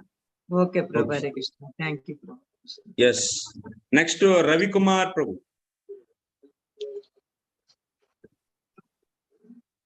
హరే కృష్ణ ప్రభుజీ, ధన్యవాద ప్రణామం. ప్రణామం ప్రభు. ప్రభుజీ, ఇప్పుడు మనకు జరుగుతున్న క్లాసెస్ మొత్తం రికార్డింగ్ ఉంటుందా? మరోసారి రికార్డ్ చేసుకో అంటే వెంటనే ఆల్రెడీ రికార్డింగ్ వచ్చేసింది, గ్రూప్ లో పెట్టా. రికార్డింగ్ అద్ది అన్న గ్రూప్ లో రికార్డింగ్ బేస్డ్ ఆల్రెడీ గ్రూప్ లో ఉంది. ప్రభుజీ, ఇంకొక డౌట్. మనం ఇప్పుడు భగవద్గీతలో ఉన్న శ్లోకాలన్నీ కంఠస్థం చేయాలంటే వేరే ఏమైనా విధానం ఉంటుందా, పద్ధతి ఉంటుందా? అంటే రెగ్యులర్ గా వింటూ ఉండాలా, ఎట్లా? రెగ్యులర్ గానే వినాలి. యాక్చువల్ గా కరెక్షన్ చేయించుకోవాలి. అంటే ఏ అక్షరాన్ని ఎలా పలకాలి. సో మహాప్రాణం, అల్ప ప్రాణం, తర్వాత సంధి. ఇప్పుడు విసర్గ తర్వాత షకారం, సకారం వస్తే దాన్ని ఎలా విసర్గను ఎలా ఉచ్చరించాలి. కొన్ని నియమాలు ఉంటాయి. ఆ నియమాలని ప్లస్ అనుష్ఠుప్ ఛందస్సు కాబట్టి 8 అక్షరాలు కాపడం, ఇలా కొన్ని సో నియమాలు ఉంటాయి ప్రభు. అవి తెలుసుకుంటే అర్థమైపోతుంది. ఈజీ, కష్టమైంది. ఏమైనా ఎవరైనా చెప్తే వాళ్ళ మాటికి వింటూ కూడా వస్తుంది. రిపీటెడ్ గా వింటూ ఉండాలి. ఎస్. ఓకే ప్రభు, థ్యాంక్ యూ. మాధవ్ గౌర్ ప్రభు. హరే కృష్ణ. దండవత్ ప్రణాం ప్రభుజీ. ప్రణాం ప్రభు.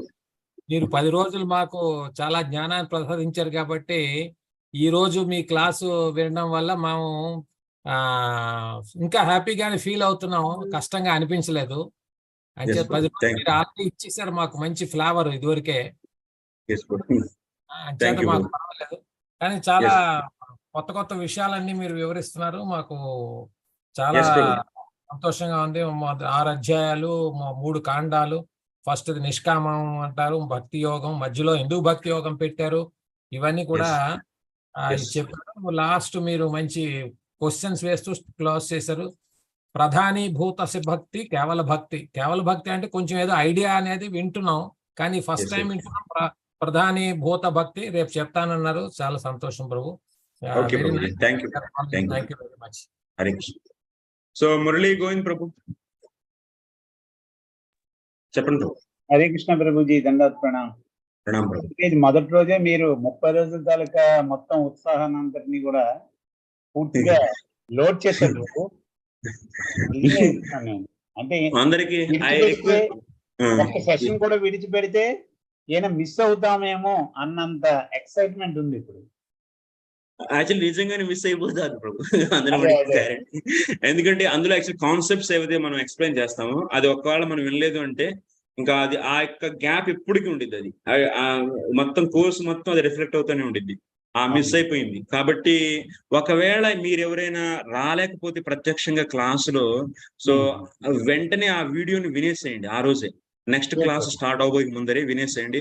ఒకవేళ కొన్ని పాయింట్లు ఏమైనా మిస్ అయితే కనుక ఈ 30 రోజులు ఒక దీక్షలాగా తీసుకొని ప్రతిరోజు క్లాస్ అటెండ్ అవ్వడానికి ప్రయత్నం చేయండి. దాంతో పాటు ఇప్పుడు ఏం చెప్పినా దాన్ని మళ్ళీ 1-2 సార్లు మధ్యలో జరుపుకొని మళ్ళీ ఎక్కడైనా ఈ పాయింట్ నేను వినలేదే మీరు నోట్ చేసుకోండి. ఏ పాయింట్ అయితే ఏ టైమింగ్ లో మీరు మిస్ అయిపోయారు. ఇప్పుడు సపోజ్ 1:30 స్టార్ట్ అవుతుంది, 6:30 స్టార్ట్ అవుతుంది. సో 6:50లో చెప్పిన విషయం మీకు అర్థం కాకపోతే 6:50 అని చెప్పి పుస్తకం పైన రాసుకోండి. తర్వాత మళ్ళీ 7:10 అక్కడ మిస్ అయిపోతే 7:10 అని చెప్పి రాసుకోండి. మళ్ళీ ఒక్కసారి వెనక్కి వెళ్ళి మొత్తం వినాల్సిన అవసరం లేదు. 6:50 + 7:10 ఆ టైమింగ్ లో చెప్పింది మళ్ళీ వీడియో వెనక్కి రివైండ్ చేసుకొని మళ్ళీ ఒక్కసారి వింటే అప్పుడు ఇంకా క్లియర్ గా ఉంటే, రోజు క్లియర్ గా మీకు అంతా చెప్పినట్టు అర్థమవుతుంటే రోజు నెక్స్ట్ క్లాస్ లో ఉత్సాహం పెరుగుతుంది. ఒకవేళ ఫస్ట్ క్లాస్ లోనే మనకి సగం అర్థం లేదు, ఇంకా మెల్లిమెల్లిగా మనకి ఏమవుతుందంటే ఉత్సాహం సన్నగిలుస్తూ సో చివరికి మనం ఆల్రెడీ కోర్స్ వదిలేయడానికి సంభావన ఉంది. సో నేను అందుకని మీ అందరికీ చెప్పేటువంటి విజ్ఞప్తి, మీ అందరికి నివేదించుకునేటువంటి విజ్ఞప్తి ఏంటి అంటే కొంచెం మీరందరూ సో అన్ని కోర్సులా కాకుండా ఈ కోర్సు కొంచెం సీరియస్ గా తీసుకొని అర్థం చేసుకోవడానికి ప్రయత్నం చేయండి. సో ఇది నా యొక్క నివేదన ప్రభు. హరే కృష్ణ ప్రభు. థ్యాంక్ యూ ప్రభు. నాకు మీరు చెప్పిన అంటే టైమింగ్ నేను నోట్ చేసుకోలేదు, సారీ నేను మర్చిపోయాను. మునుల ద్వారా పాడబడిన భగవంతుని యశస్సును కీర్తించడానికి శ్రీకృష్ణ భగవానుడు అర్జునుడికి కోపం మోహం రెండు కలిగించి గీతోపదేశం ద్వారా ఆయనకి ఈ 3 యోగాలంటే నిష్కామ కర్మ యోగం, భక్తి యోగం, జ్ఞాన యోగాన్ని వివరించారా?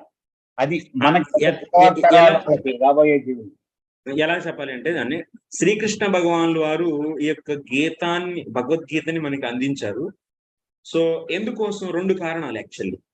ఒకటి, తను అంతర్ధానం అయిన తర్వాత రాబోయేటువంటి జీవుల్ని ఉద్ధరించడం కోసం ఒకటి. రెండో కారణం ఏంటి? రెండో కారణం ఎందుకు ఈ భగవద్గీతని అవతరింపజేశారు అంటే, అండ్ అర్జునుడి ద్వారా. సో రెండో కారణం ఏంటి అంటే, సో మునుల ద్వారా సో పాడబడినటువంటి భగవంతుడి యొక్క యశస్సు, మునుల ద్వారా పాడబడిన యశస్సుని ధారణ చేయడం కోసం ఈ భగవద్గీత మునుల ద్వారా పాడబడినటువంటి భగవంతుడి యొక్క యశస్సుని ఈ యొక్క భగవద్గీత ధరిస్తుంది అనమాట. ఆ యొక్క యశస్సుని ధరింప చేయడం కోసం ఈ యొక్క భగవద్గీతను ప్రకటింపజేశారు. ఈ 2 కారణాల కోసం భగవంతుడు శ్రీకృష్ణ భగవానులు సో అర్జునుడి ద్వారా ఈ యొక్క గీతాన్ని ప్రకటింపజేశారు. మరి అర్జునుడికి ఏం చేశారు? మోహాన్ని కలిగించారు. ఏ విధంగా? తను అంటే అర్జునుడు స్వాభావికంగా మనకి మళ్ళీ మోహితుడు కాదు, కానీ భగవంతుడు తన యొక్క ఇచ్చ ద్వారా స్వేచ్ఛయ అంటే తన యొక్క సొంత ఇచ్చ ద్వారానే, కోరిక ద్వారానే అర్జునుడికి మోహాన్ని కలిగించారు. అలా మోహం కలిగిన అర్జునుడు ప్రశ్నలు వేశారు కాబట్టి ఇంకా దానికి ఉత్తరాల రూపంలో ఈ యొక్క భగవద్గీత అనేది సో మనకి కలిగింది. మరి ఈ భగవద్గీత ఏంటి అంటే ఈ 6 చొప్పున 3 భాగాలు, మొత్తం 3 కాండాలు కలిగినటువంటి గ్రంథం. ఈ యొక్క భగవద్గీతలో సమస్త వేదాల యొక్క సారం ఉంది. ఏంటి? ఈ యొక్క రత్నాలతో అలంకృతం ఈ యొక్క భగవద్గీత. ఏంటయ్యా రత్నాలు? వేదాల యొక్క తాత్పర్యం అనేటువంటి రత్నాలతో అలంకరించబడినటువంటి యొక్క గ్రంథం ఇది. ధన్యవాదాలు ప్రభు, చాలా చక్కగా చెప్పారు. అంటే నేను చూసారా కొంచెం మర్చిపోయినా సరే నాకు ఇంకా ఎక్కువ దొరికింది ఇప్పుడు. 1+2 ఆఫర్ దొరికింది ప్రభు. Thank you. Gudipati I will take others ప్రభు. సో గుడిపాటి శ్రీశైలం ప్రభు. హరే కృష్ణ ప్రభుజీ, ధన్యవాదాలు. ప్రణామం ప్రభుజీ. ప్రణామం ప్రభు. భక్తి 2 రకాలు ప్రభుజీ, అంటే ఒకటి కేవల భక్తి, ఇంకొకటి ప్రమాణ భక్త, ప్రధానీభూత భక్తి. లేకపోతే ప్రధానీభూత భక్తి అని అంటారు. సో ప్రధానీభూత భక్తి అంటే ఏంటి, కేవల భక్తి అంటే ఏంటి అనేది మనం రేపు సంక్షిప్తంగా చెప్తాను. దాని యొక్క విస్తారమైనటువంటి విచారం అనేది 7వ అధ్యాయం నుంచి 12వ అధ్యాయంలో విస్తరించి చెప్పబడింది. ఎందుకంటే మనం ఆ యొక్క మధ్య భాగంలో భక్తి యోగం ఉండేదని చెప్పుకున్నామా, మధ్య కాండంలో అంటే మధ్యలో ఉన్నటువంటి 6 అధ్యాయాల్లో ప్రధానీభూత భక్తి మరియు కేవల భక్తి గురించి ఉంది. కాబట్టి దాని గురించి ఇంకా బాగా తెలుసుకోవాలంటే ఏం చేయాలి? మనం 7వ అధ్యాయం నుంచి 12వ అధ్యాయం వరకు చదవాలి. కానీ రేపు నేను కొంచెం సంక్షిప్త రూపంగా చెప్తా. ఇంకొక మాట ప్రభుజీ, ఇప్పుడు మీరు బుక్ చెప్తున్నారు కదా, మీ ఓన్లీ భగవద్గీత మీరు చదివే బుక్ కూడా ఏమైనా తీసుకొని దగ్గర ఒకసారి చదివి ఉంటే తొందరగా అర్థమవుతుందా? ఇది సంస్కృతంలో ఉంది ప్రభు, కొంచెం కష్టం, తెలుగులో లేదు ఇది. అంటే తెలుసుకుంటాను ఈజీ. ఒకసారి ఏంటంటే బిఫోర్ చెప్పే ముందు పంపిస్తాను. ఈ రోజే నేను గ్రూప్ లో పెడతాను ఈ బుక్. ఒకవేళ ఏదో కొన్ని మొక్కలన్నా తెలిస్తే అంత ముందర సంస్కృతం వచ్చి ఉంటే కనుక ట్రై చేయండి, ఏం లోపం లేదు, అందులో ప్రాబ్లం లేదు. ఓకే. ఇంకొకటి ప్రభుజీ, ముఖ్యమైన పాయింట్ ఉన్నప్పుడు కొద్దిగా గ్యాప్ ఇవ్వండి ప్రభుజీ, నోట్ చేసుకుంటాను. ఎస్. రేపు నుంచి చాలా స్లో అవుతాను ఇప్పుడు, ఎందుకంటే ఇది ఫస్ట్ రోజు ఓన్ ఇంట్రడక్షనే కాబట్టి సో కొంచెం స్పీడ్కి వెళ్ళాను. రేపటి నుంచి ఇంకా చాలా స్లో అయిపోతుంది క్లాస్. అంటే పర్వాలేదు ప్రభుజీ, అట్లా అంటే ముఖ్యమైన పాయింట్ ఉన్నప్పుడు అసలు నోట్ చేసుకొని ఒక హింట్ ఇచ్చి కొద్దిగా గ్యాప్ ఇస్తే ఏమైతే రాసుకుంటాం, లేకపోతే రాసుకుంటుంటే మిస్ అయిపోతున్నాము. ప్రతిదీ ముఖ్యమైన, ప్రతి పదము ముఖ్యమైనదే, మిస్ అయిపోతాం, బాధ అవుతున్నాం అలాగా. నేనే 2 సార్లు రిపీట్ చేస్తాను, నేను కూడా రాస్తాను, నేను రాస్తే చెప్తాను.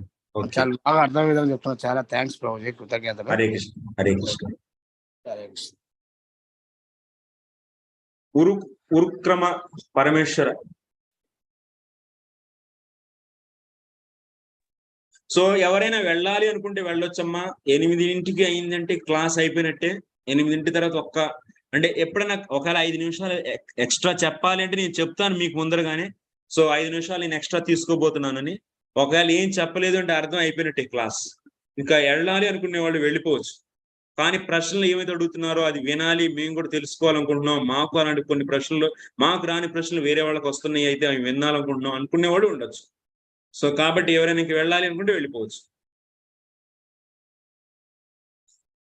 సో నెక్స్ట్ ఎవరైతే ప్రశ్నలు అడిగారు సార్ వాళ్ళ చేతులు దించేసేయండి. అప్పుడు మాకు అడగని వాళ్ళు ముందరకు వచ్చేస్తారు. దయచేసి అడిగిన వాళ్ళందరూ చేతులు దించుకోండి. ఉరుక్రమ పరమేశ్వర ప్రభు మీరున్నారా? మీరు చెయ్యి ఎత్తారు. హరే కృష్ణ ప్రభు. హరే కృష్ణ ప్రభుజీ. ధన్యవాద ప్రణాం ప్రభుజీ. ప్రణామం ప్రభు. చెప్పండి ప్రభుజీ. ఈ యొక్క పతంజలి యోగ శాస్త్రం అనేది దీంట్లో ఈ భగవద్గీత సారంలో వస్తుందా? అయితే మరి ఇది ఒకవేళ రాకపోతే దీని గురించి మీకు అర్థమై ఉంటది. నా క్వశ్చన్ ఏంటనేది కొంచెం మీరు దాన్ని కొంచెం వివరంగా చెప్పగలుగుతారు. ఏంటంటే ఇప్పుడు మన యొక్క 6 ఋషులు ఎవరు? గౌతముడు, ఆయన ఇచ్చినటువంటి దర్శనం ఏంటి? ఆయన ఇచ్చినటువంటి దర్శన గ్రంథం న్యాయ శాస్త్రం. తర్వాత కణాదుడు, ఆయన ఇచ్చినటువంటి దర్శన శాస్త్రం సో వైశేషిక శాస్త్రం అంటారు. సో నెక్స్ట్ కపిలుడు ఇచ్చినటువంటి శాస్త్రం ఏంటిది? సాంఖ్య శాస్త్రం. సో పతంజలి ఇచ్చినటువంటి శాస్త్రం ఏంటి? యోగ శాస్త్రం. నెక్స్ట్ జైమిని ఇచ్చినటువంటి శాస్త్రం కర్మమీమాంస. సో శిలా వేదవ్యాసులు వారు స్వయంగా ఇచ్చినటువంటి యొక్క దర్శన శాస్త్రం పేరు వేదాంత సూత్రాలు అయితే బ్రహ్మ సూత్రాలు అని అంటారు. ఇలా 6 ఋషులు వేదాలను అనుసరించే ఈ యొక్క దర్శనాలు అనేది ఇచ్చారు. 6 ఫిలాసఫీస్, 6 దర్శనాలు. దర్శనం అంటే ఫిలాసఫీ, ఇంగ్లీష్ లో ఫిలాసఫీ అంటారు. 6 దర్శనాలు ఇచ్చారు. అందులో ఒకళ్ళు ఎవరు? పతంజలి యోగ సూత్రాలు. అది కూడా ఒక దర్శనం అన్నమాట. దానికి ఆధారం ఏంటి? వేదం. మరి ఆ యొక్క వేదాల యొక్క సారం ఏంటి? భగవద్గీత. అవునా కదా? వేదాల యొక్క తాత్పర్యాలు అనేటువంటి రత్నాలతో అలంకరించబడినటువంటి గ్రంథం ఇది. సో ఈ గ్రంథంలో మరి వేదాల యొక్క సారం అంతా ఉంటుంది. సో కాబట్టి ఈ యొక్క భగవద్గీతలో ఏంటి? 18 విద్యలు అన్నీ ఉన్నాయి. కాబట్టి ఇంకా పతంజలి చెప్పినటువంటి యోగ సూత్రాలు ఆయనకి ఆధారం ఏంటి? పతంజలి చెప్పినటువంటి యోగ సూత్రాలకు ఆధారం వేదాలే. ఆ వేదాల యొక్క సారం భగవద్గీత. మరి భగవద్గీతలో యోగ సూత్రాల గురించి ఏమైనా కొంచెం ఉండదా అంటే ఉండిద్ది. 6వ అధ్యాయంలో మనం చదువుతాం. అసలు యోగం, యమ, నియమ, ఆసన, ప్రాణాయామ, ప్రత్యాహార, సో ధారణ, ధ్యాన, సమాధి, ఈ యొక్క 8 రకాలైనటువంటి అంగాలు కలిగిన ప్రక్రియనే అష్టాంగ యోగం అంటారు. ఈ యోగం యొక్క విశ్లేషణ, విచారం అనేది కూడా భగవద్గీతలో మనం చూడబోతున్నాం. ఓకే, నెక్స్ట్ సులోచన మాతాజీ చెప్పండి అమ్మా. హరే కృష్ణ ప్రభు. దండవత్ ప్రణామం ప్రభు. ఈ జ్ఞాని యోగులు ఆత్మ సాక్షాత్కారం పొందాక వెళ్తారు ప్రభు బ్రహ్మజ్యోతికి వాళ్ళు. జ్ఞాన యోగులు ఫస్ట్ అంతఃకరణాన్ని శుద్ధిపరుచుకుంటారు నిష్కామ కర్మ యోగం ద్వారా. ఆ తర్వాత సో కర్మను సన్యసిస్తారు. సన్యసించిన తర్వాత వాళ్ళు సో జ్ఞాన సాధనాలను అవలంబిస్తారు, లేకపోతే అష్టాంగ యోగ సాధనాలను అవలంబించి సో అంతిమంగా జీవన్ముక్తులయ్యి సో అంతిమ దశలో ఏంటి? సో బ్రహ్మలో విలీనం అవుతారు. సో ఆ ప్రక్రియ ఎలా ఉంటుంది అనేది మనం వివరిస్తాం. అది మొత్తం 6 చాప్టర్లో చాలా సార్లు వస్తుంది. సో కాబట్టి దాని గురించి ఇంకా ముందు తెలుసుకోబోతుంది. అంటే జ్ఞానయోగులు ఆత్మ సాక్షాత్కారం పొందినప్పుడు నా ఆత్మ అంటే complete knowledge, eternity, complete bliss అని చెప్తారు కదా ప్రభు. ఆ నాలెడ్జ్ మొత్తం వస్తుందమ్మా. ఇంకా వివరం అనేది ఇంకా ఉంది. సో అంతఃకరణ శుద్ధి అంటే ఏంటి? ఆత్మ సాక్షాత్కారం అంటే ఏంటి? బ్రహ్మ సాక్షాత్కారం అంటే ఏంటి? ఇంకా యమ నియమాల ద్వారా ఏం జరుగుతుంది? సో భక్తి అంటే ఏంటి? జ్ఞానం అంటే ఏంటి? అక్కడ వాళ్ళు చేసే కర్మయోగం ఏంటి? సో భక్తులకి చేయబడేటువంటి కర్మయోగం అంటే ఏంటి? జ్ఞాని కోసం చేయటువంటి కర్మయోగం, చాలా విషయాలు ఉన్నాయమ్మా. సో కన్ఫ్యూజ్ అవ్వద్దు, ముందర వస్తాయి. సో నెక్స్ట్ సెకండ్ చాప్టర్ నుంచి స్టార్ట్ అవుతుంది. ఓకే, మొత్తం డీటెయిల్ బేసిక్స్ చెప్పిన తర్వాత మీకు లోనికి ఎంటర్ చేస్తే ఈజీగా ఉంటుంది. ఓకే. నెక్స్ట్ రాగిణి మాతాజీ చెప్పమ్మా.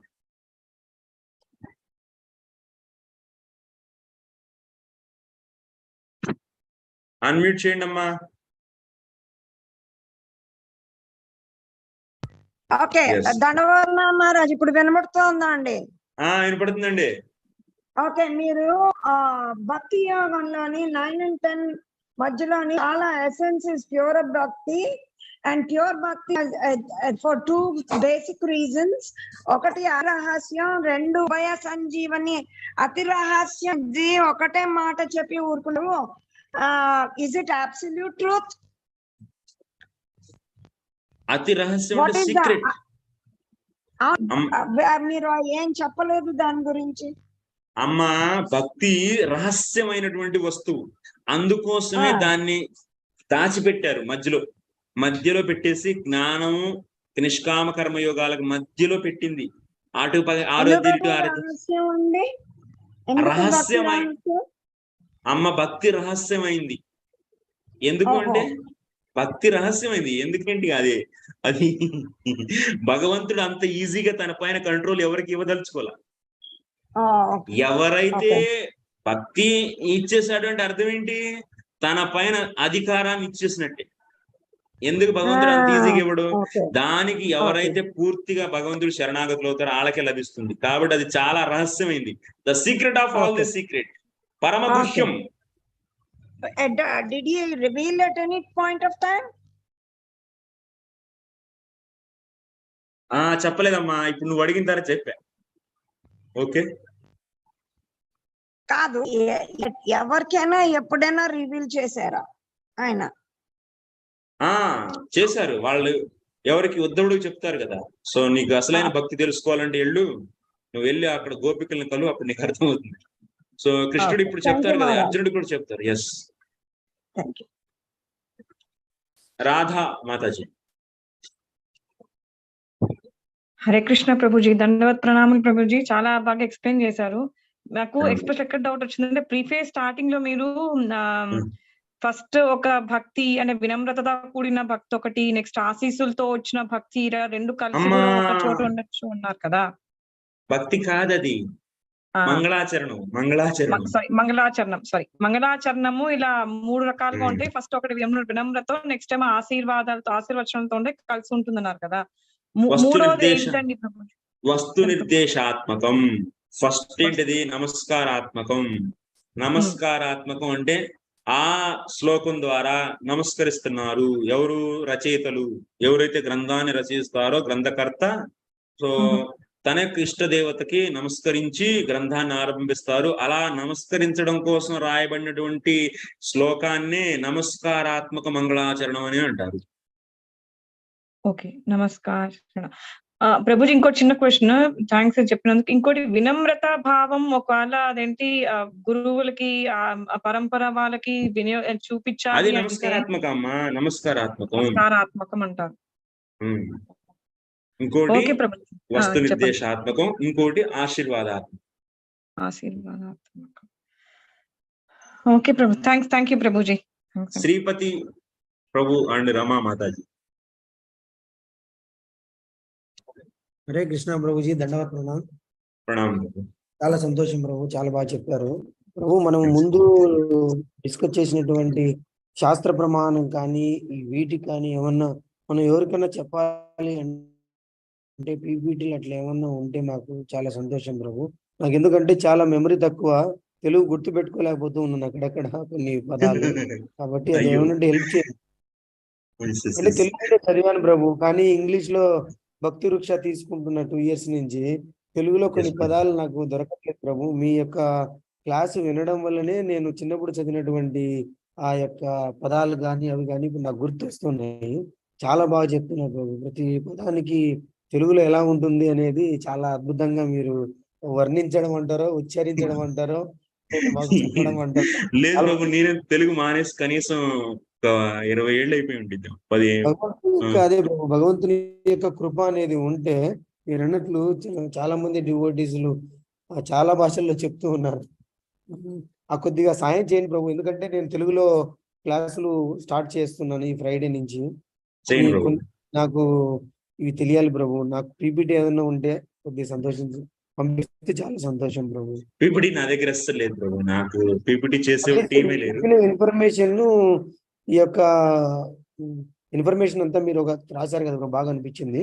అట్లా మిస్ అవ్వకుండా పాయింట్స్ ఇందాక మాతాజీ అడిగారు. రాస్తాను రాస్తాను. ఇప్పుడు భాగాలు ఎట్లా మొత్తం 18 అధ్యాయాలు ఉంటే దాన్ని ఎట్లా ఉంది, మధ్యలో ఎంత 9వది 10వ అధ్యాయం యొక్క ముఖ్య విషయం ఏమిటి, ఇలాంటి పాయింట్స్ ఒకటి ప్రభు. అదొకటి నేను తప్పకుండా నేను కూడా రాస్తున్నా ప్రభు, ట్రై చేస్తున్నాను కానీ అక్కడక్కడ మిస్ అవుతున్నాయి.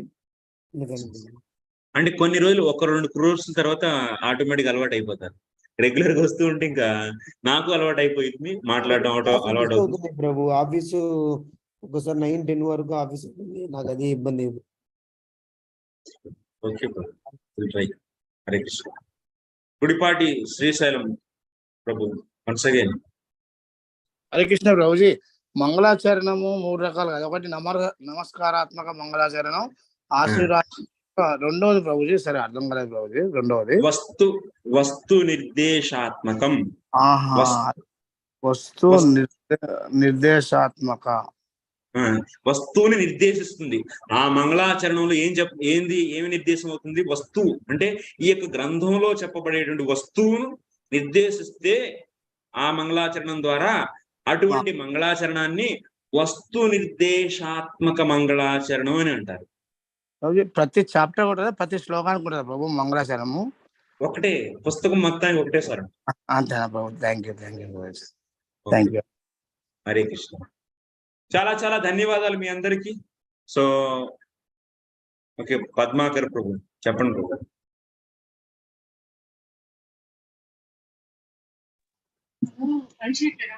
హరే కృష్ణ ప్రభు. దండప్రణం. ప్రణామం ప్రభు. యా ప్రభు, ఇప్పుడు భగవంతుడు అనే కాన్సెప్ట్ పరాశరం కంటే ముందు ఎలా ఉండేది? ఇది ఓన్లీ పురాణాల కాన్సెప్టే ఉందా? ఇది మన ఉపనిషత్తులో కూడా ఇలాంటి కాన్సెప్ట్ ఉంటుందా అసలు? భగవంతుడు అనే కాన్సెప్ట్ అన్ని చోట్ల. సో గోపాల తాపని ఉపనిషత్తు సాక్షాత్తు శ్రీకృష్ణ భగవంతుడిని వర్ణిస్తుంది అది ఉపనిషత్తు. సో పరాశ శక్తి వివిధైవ శ్రూయతే. భగవంతుడు అక్కడ ఓన్లీ బ్రహ్మే కాదు, సత్యం జ్ఞానం అనంతం బ్రహ్మ ఇత్యాది, విజ్ఞానమానందో బ్రహ్మ, కేవలం బ్రహ్మనే కాదు. సో భగవంతుడు అనేటువంటి శబ్దం కూడా, భగవాన్ అనేటువంటి శబ్దం కూడా అనేక ఉపనిషత్తుల్లో ఉంది. సో ఓకే, ఈ విధంగా ఈశ్వరుడు కూడా సో తత్వం అనే ఈశ్వర తత్వం అనేది ఉంది ఈశోపనిషత్. సో ఆదిత్యవర్ణం తమసో పరస్తాత్. సో భగవంతుడి యొక్క వర్ణన ఉపనిషత్తుల్లో కూడా ఉంటున్నట్టు.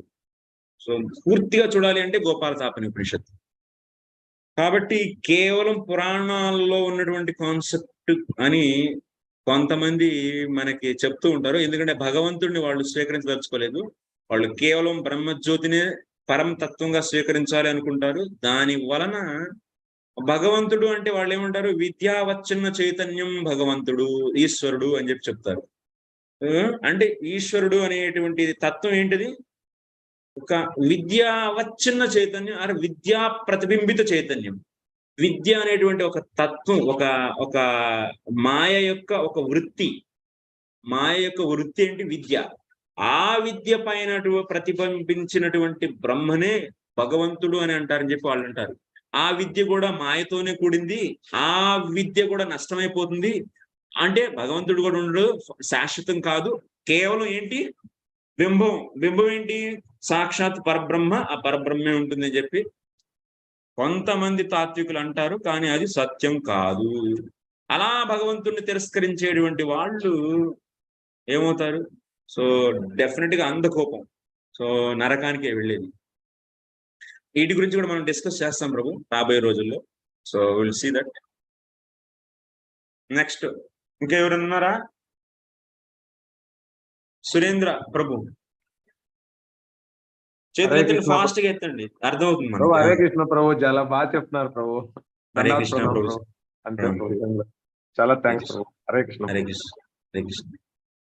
గుడిపాటి ప్రభు మీరేంటి మళ్ళీ మళ్ళీ చేస్తున్నారు? ఒకేసారి అడిగేసేయండి మీకేముంటే. ప్రభుజీ ఇప్పుడు చెప్పారు కదా, భక్తి రేపు 2 రకాలుగా పెడతాన్నారు. అంటే రోజు మీ క్లాస్ మీద అంటే భగవద్గీత శ్లోకాలు కంపల్సరీగా మళ్ళీ రిపీట్ చేసుకుందామని రేపు చెప్పబోయేది ఏమైనా తెలుస్తుందా ప్రభుజీ ఇవాళ? లేదు లేదు, ఈ రోజు తెలియదు, అది కామెంటరీలో ఉంది, నేను పంపుతాను, మీరు సంస్కృతంలో ఉంది చదవగలిగితే ట్రై చేయండి. అట్లా కాదంటే, మన చాప్టర్ 1 లో 1 నుంచి 6 లోపు ఈ శ్లోకాన్ని రేపు ఏ శ్లోకం చెప్తారు, ఎల్లుండి ఏ శ్లోకాలు చెప్తారు, అట్లా ఏమన్నా ఉంటుందా అని. మనం ఇంకా ఫస్ట్ శ్లోకం ఇంకా రేపు పూర్తి చేయాలి. ఫస్ట్ శ్లోకం ఇంకా ఎంట్రీ అవ్వలేదు, మనం జస్ట్ ప్రీఫేస్ లోనే ఉన్నాం. ఫస్ట్ శ్లోకం ఎంటర్ అయిపోయిన తర్వాత నెక్స్ట్ అంటే ఫస్ట్ చాప్టర్ 2-3 రోజులు అయిపోతుంది. ఎక్కువ 3-4 రోజులు పడుతుంది, అంత ఎక్కువ పట్టదు. ఇంకా సెకండ్ చాప్టర్ నుంచి కొంచెం టైం పడుతుంది. ప్రతి శ్లోకం డిస్కస్ చేస్తున్నాం ప్రభుజీ. ప్రతి శ్లోకం చేద్దాం. Thank you Babu, thank you. అంటే ఎక్కడైతే ఆచార్యులు గారి కామెంటరీ ఉందో ఆ శ్లోకాలు మనం డిస్కస్ చేస్తాం. మిగతా శ్లోకాలు చదువుకొని దాని అర్థం కనెక్ట్ చేసుకొని వెళ్ళిపోతూ ఉంటాం. అలా thank you Babu. Sorry for disturbance Prabhuji, sorry. Okay Prabhuji, Hare Krishna. So మీ అందరికీ ధన్యవాదాలు. సో వాంఛా కల్పతరుభ్యశ్చ కృపా సింధుభ్యేవ చ పతితానాం పావనేభ్యో వైష్ణవేభ్యో నమో నమః. అనంత కోటి వైష్ణవ భక్త వృందకి జై, శ్రీల ప్రభుపాద్ की जय, हिताय गौर प्रेमानंद।